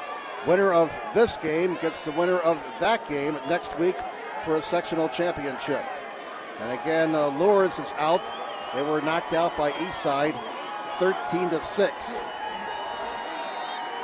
Concordia 14-7 over Norwell in the fourth quarter. Last we heard on the Cadets game. Out of the Snider timeout, third and 11. Barnes in trouble, and Barnes is going to get sacked at the 38-yard line. The Carroll defense comes up with a big play. One of the Charger defenders lost his helmet. He'll have to come out for a play now. And that was the young man who was in on the sack. Loss of 5, and it looks like the Panthers will kick the ball away here. So finally, the Carroll Charger defense gets a stop. Fourth down and 17. And they will have to punt the ball away here. Tendo in punt formation. And there is the punt. They try to pin the Chargers deep. Fair catch is called. And the ball will kick into the end zone for a touchback. Well, that was a break for Carroll there as Steele called for a fair catch of the 5. The ball went over his head and hopped into the end zone. No chance for Snider to get down there and down the ball down by the goal line. So Carroll will start at their own 20-yard line. First down. And now the clock becomes important. Remember, Snider burning a timeout of that last possession leaves them with 2 timeouts for the rest of regulation. Carroll 42, Snider 31. And the Chargers looking to get a couple of first downs here and burn up as much time as possible. 8 minutes and 13 seconds remaining. 42-31. Carroll over Snider. First down for the 20. They're going to throw it. Here's Becker. He throws one deep out to midfield into double coverage. And the pass is incomplete. Oh, Jason Underwood. That was kind of a risky play. Second down and 10, Chargers. Chargers going for the jugular perhaps there with a long bomb. Pass is incomplete.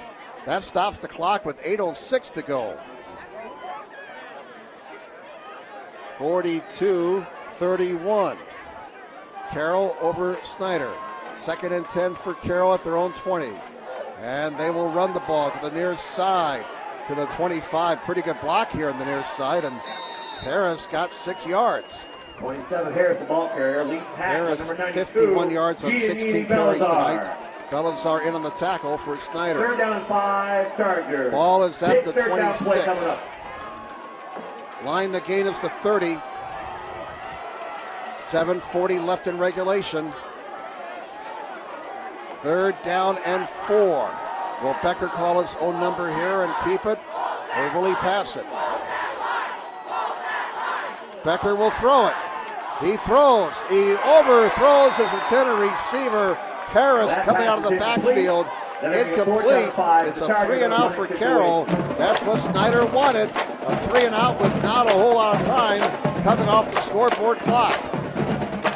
2 incomplete passes benefiting Snider tremendously there. 7:24 left in regulation. Horton will kick the ball away. And the ever-dangerous Alonzo Derrick is back deep for Snider, along with Jay Sean Underwood. Here's the punt. And a fair catch is going to be taken by Derrick at the 41. Snider will get a short field. Down 42-31. 2-possession game. 7:18 to go. There is time. Keep in mind, though, again, we need to emphasize this. Snider has already used a timeout. They can only stop the clock 2 more times. So Carroll did not get the job done there offensively. Had a chance to run some clock, but they didn't do it. Not a whole lot of time came off the board in that Carroll possession. First down for Snider at their own 41. Running play to the near side, and well defended, but Bennett got away.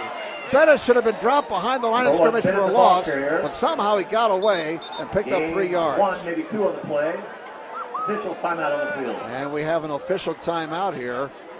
Clock is stopped with 7:06 to go. Now they start the clock up again. 3, second down and 7, Panthers. Under 7 minutes to play. Snider ball at their own 44. If you're Carroll right now, that clock is running like it's stuck in molasses. If you're Snider, that clock is going too fast. Second down and 7. It's Bennett. Bennett off the left side. Bennett is going to be stopped. Number 1, Bennett the ball 3 yards short of the first down at the 48-yard line. He got 3 more yards as he adds to his spectacular total tonight. 30 carries, 219 yards, and 2 touchdowns. It's going to be hard to pick a player of the game. Really hard. We got a couple of candidates. 6:20 to go. Line the gain is to Carroll 49. There's movement, no flag. Play clock's down at 12. 3rd and 3. Running play, Bennett. Can he get to the outside? He's hit, and he drives, and he gets the first down to the 47-yard line. 5, 1st and 10 Panthers. What a game Lenny Bennett is having. My goodness. First down for Snider at the Carroll 47. 6 minutes to play now. Carroll 42, Snider 31. Ball is at the Charger 47. 2 receivers to the near side. And Barnes with a play action fake. He's got a man out here. Oh, he overthrew his intended receiver at about the 20-yard line. Pass intended for Moore. And it's 2nd and 10 for Snider at the Carroll 47. Incomplete pass stops the clock. 5:47 left in regulation. I'll tell you what, if you're Snider and you score here, do you go for 2 and get it down to a field goal deficit? We'll have to wait and see. You got to score first. Running play. Look at that hole. To the 37-yard line. As Bennett picks up about 10 more yards. Oh, he has been working hard tonight. First down, Snider. That's his 32nd carry of the night. First down, number 21 for the Panthers. Clock moving. 5:27 to go. First down at the Carroll 37. Another running play. Bennett to the 35. Bennett to the 31-yard line. And a gain of 6. And a stoppage, a timeout being called here. Bennett's coming out. Trotter goes in. And for some reason, they stopped the clock. We have a penalty. That's why they stopped the clock. Penalty against Carroll for face masking. And that'll give Snider a first down. Is it incidental or is it the 15-yarder? It's just an incidental 5-yard penalty. But that's the first penalty on Carroll this half. Comes at a bad time, though, for the Chargers. First down for Snider at the Carroll 26. Clock starts up again, down to 5:13. Running play. And across the 25 to the 23-yard line. Trotter got 2 yards. Ball came out, but well after the play was over. Come on back, fellas. Second down and 8 at the 24-yard line. With 5:02 remaining. Carroll 42. Snider 31. Clock was stopped momentarily. Now it's running again. Snider's got to get into a hurry-up mode here as we're under 5 minutes. Second down and 8. Here's Barnes back. He's got time. He throws down the middle, and it's incomplete. Intended for Derrick. Incomplete inside the 10. That'll bring up third down. 3rd and 8 for Snider. The ball is at the Carroll 24-yard line. Incomplete pass stops the clock with 4:49 to go. We had a lot of offensive fireworks in the third quarter. 3 touchdowns by both teams, but nothing on the board here in the fourth quarter. Defense have stiffened up. Here we go, line the gain is to 16. 3rd and 8. And it's a running play. Here's Bennett. He's going to be stopped at the 19-yard line, about 3 yards short of the first down. Obviously, they're in 4-down territory here. The ball is at the 19. 4th down and 3. 4:43 to go.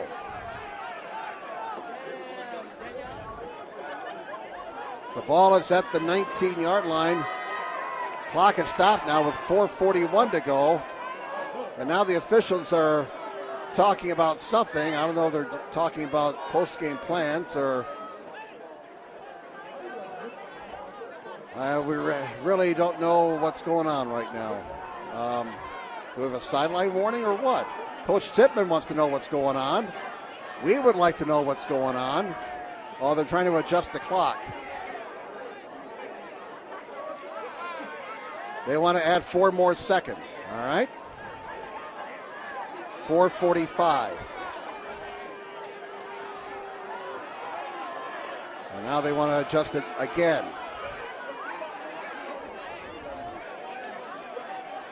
4 down and 3 when play resumes, when we get our signal straight here as to how much time is left. He wants it down to 4:35 instead of 4:45. All right, now we're set to go. All right, big play here. They start the clock up, line the gains to 16, 4th and 3. Barnes rolling, throwing, and it's intercepted! Intercepted at the 12-yard line by the Carroll Chargers. And the pick is made by Craig McGinnis Jr. Number 45, he's a junior, 5'10", 165 pounds, and he may have just sealed the deal right there. Snider can still stop the clock 2 more times. Unfortunately, the officials kind of stepped in there, and Snider was ready to go with an offensive play, but the officials wanted to adjust the clock. And the stoppage, I don't know. You got to wonder if that may have affected the Snider offense. But 4:26 to go. Carroll has the football as their defense gets another fourth quarter stop. 42-31 Chargers. Becker keeps the ball, calls his own number, and is stopped after a gain of nothing. In fact, he lost a yard. The ball is back at the 11-yard line. It's 2nd down and 11 for the Carroll Chargers. And that clock now is Carroll's 12th man. Coming down to 4 minutes to play. Snider can only stop it 2 more times. They need to get a stop defensively here. And Carroll will take all the time they can in that huddle as we move under 4 minutes, 3:50 to be exact. 2nd down and 11 for the Chargers at their own 11. They lead 42-31. It's a sweep, jet sweep. Can they get the corner? And down to the 19-yard line is Tucker Steely. There is a penalty flag down. That will stop the clock with 3:37 to go. Steely got about 7 yards on that play. 3rd down. 3rd down and 4. Was there a flag? I guess not. And the clock is stopped with 3:37 to go. They say he got out of bounds. So 3rd down and 4 at the 18-yard line. Line the gain is to 22. Tough break for Carroll there as Steely did not stay in bounds.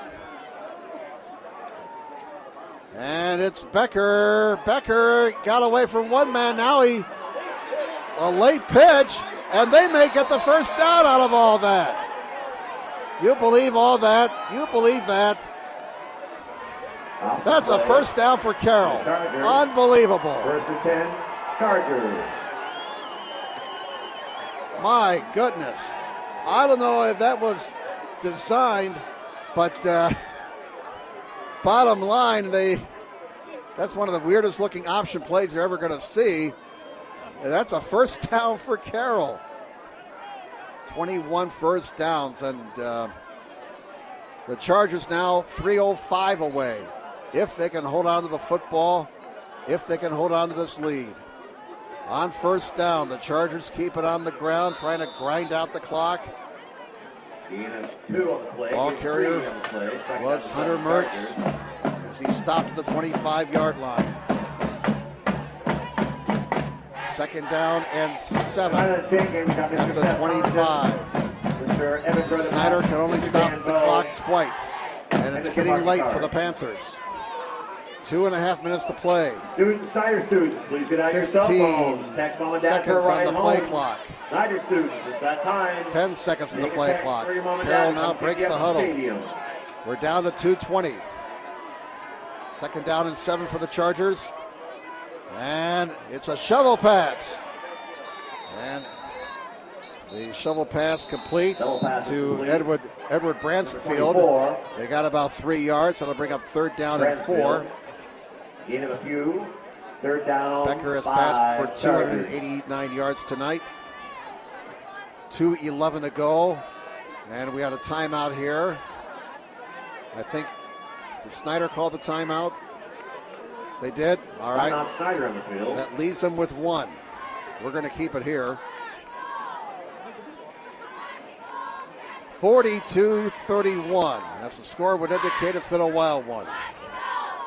Again, the last we heard from Noblesville, Homestead had a 14-13 lead in the 4th quarter. Again, if Carroll wins, If they play Homestead next week, it'll be at Homestead. If Noblesville should upset Homestead, the game will be at Carroll.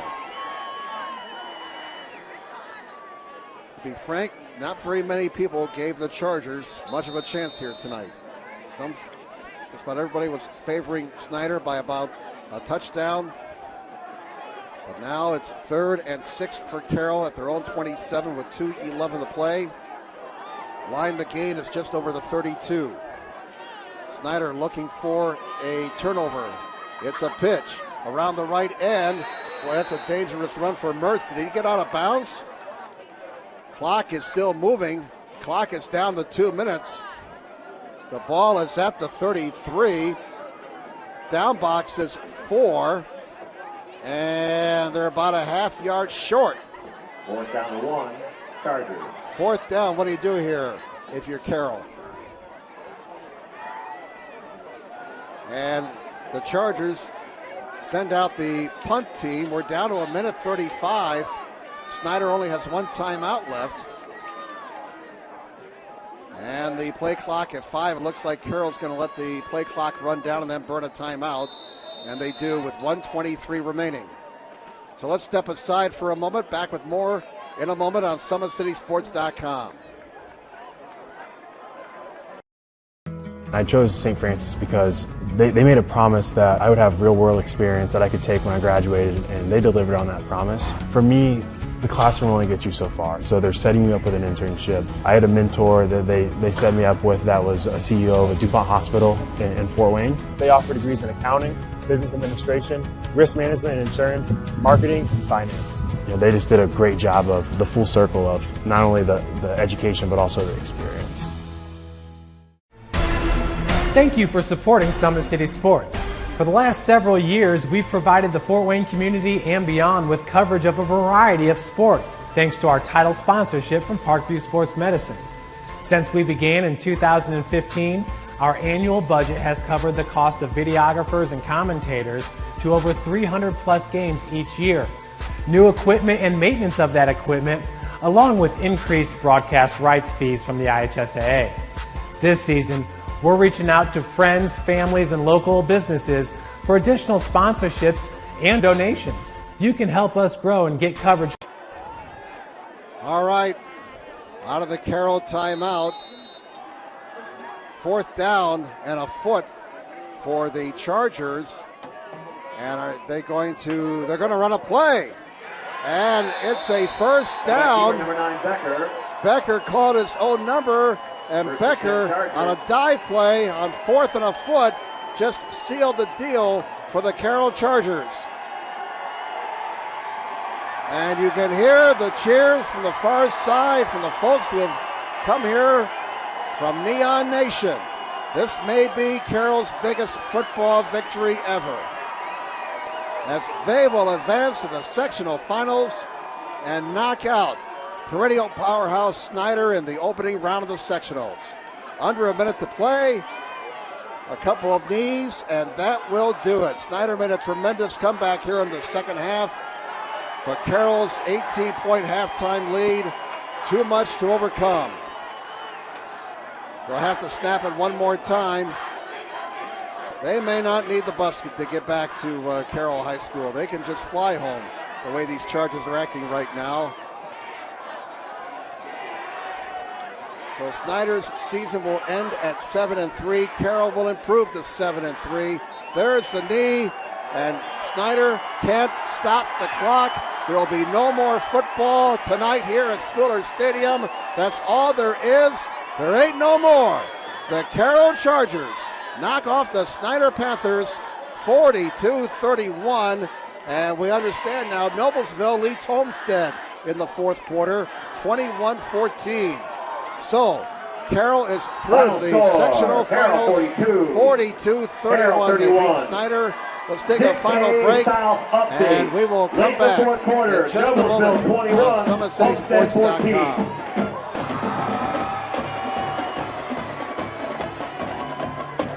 I'm going to give it a Becker.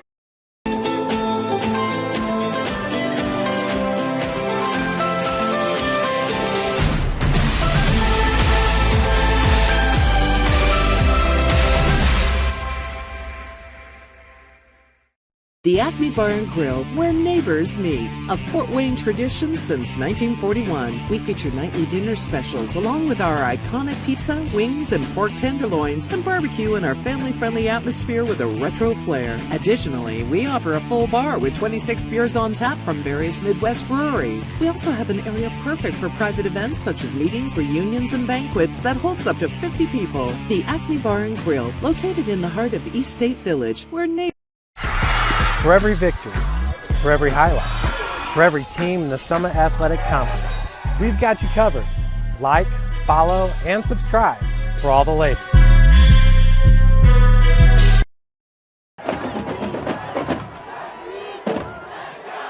Welcome back, everybody, as the teams continue to shake hands. What a ball game we saw here tonight at Spooler Stadium as the Carroll Chargers knock off the Snider Panthers 42-31. It's a final, folks. And the Chargers are moving on to the sectional finals next week. And if Noblesville hangs on and defeats Homestead, Carroll will host that game next Friday night in Neon Nation. Again, the last we heard, Noblesville was leading Homestead 21-14. Let's pick our... We're going to break format here. We're going to break format here tonight. I'm going to name two players for the game. There are two young men out here tonight who had sensational games, and I can't pick one over the other. So our players of the game will be Carroll's outstanding sophomore quarterback, Jeff Becker. The kid was absolutely sensational tonight. He passed for 5 touchdowns. We had him passing for 289 yards. He also ran for 42 yards as well. And our other Parkview Sports Medicine player of the game, we're going to give it to Lenny Bennett, as the senior wrapped up an outstanding career here at Snider, the all-conference running back. I'd had him 34 carries for 243 yards and 2 touchdowns. So your co-players of the game, Jeff Becker for Carroll and Lenny Bennett for Snider. Well, we'd be here until 7 o'clock tomorrow morning to wrap up all the scoring. Let's just kind of sum it up rather quickly. Carroll led 14-10 after the first quarter. They took the lead, as it turns out, for good late in the first on a razzle-dazzle trickeration 20-yard touchdown pass, Becker to Mitchell. That put the Chargers up 14-10. I thought the Chargers, when you take a look at the big picture, won the game in the second quarter when they totally dominated Snider. They built their lead at 28-10 at halftime. Snider made a great comeback in the third quarter, cut the lead to 4, 28-24, but Carroll responded, got the lead to 35-24. Snider cut it back down to 2, 35-31. And then again, Becker worked his magic as he threw a 33-yard touchdown pass to Englert, who had a great game, as he had 2 touchdown receptions. That made it 42-31 Carroll. No scoring in the fourth quarter, and Carroll wins at 42-31 over the Snider Panthers. And what more can you say, man? That was a great, great high school football game. Well, the Chargers are moving on, and they will take a 7-3 record into next Friday's sectional title game. And folks, Homestead and Noblesville, before we say goodnight, they are going to overtime. So we'll sign off here, and you go over to that other game. I'm sure it's still going. Homestead and Noblesville tied at 21 now in overtime. And I'm sure you folks from Carroll who are watching will want to switch over to watch that game to find out who you are playing. If it's Homestead, the game will be at Homestead next Friday. If Noblesville wins that game, then Noblesville will come to Carroll. What a night of high school football. Isn't this fun? We get paid for this. So that's the story tonight here at Spooler Stadium. Again, the final score, the Carroll Chargers 42, the Snider Panthers 31. On behalf of my cameraman Patrick Reith and everyone here at SummitCitySports.com, I'm Jim Measle saying, have a good night, everybody.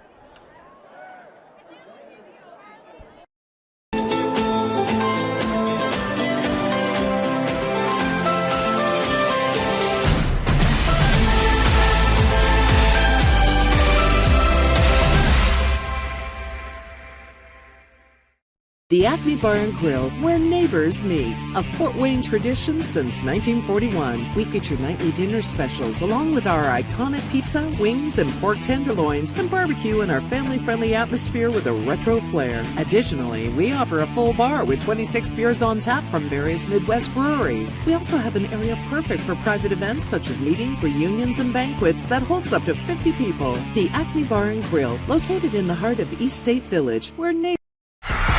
For every victory, for every highlight, for every team in the Summit Athletic Conference, we've got you covered. Like, follow, and subscribe for all the latest.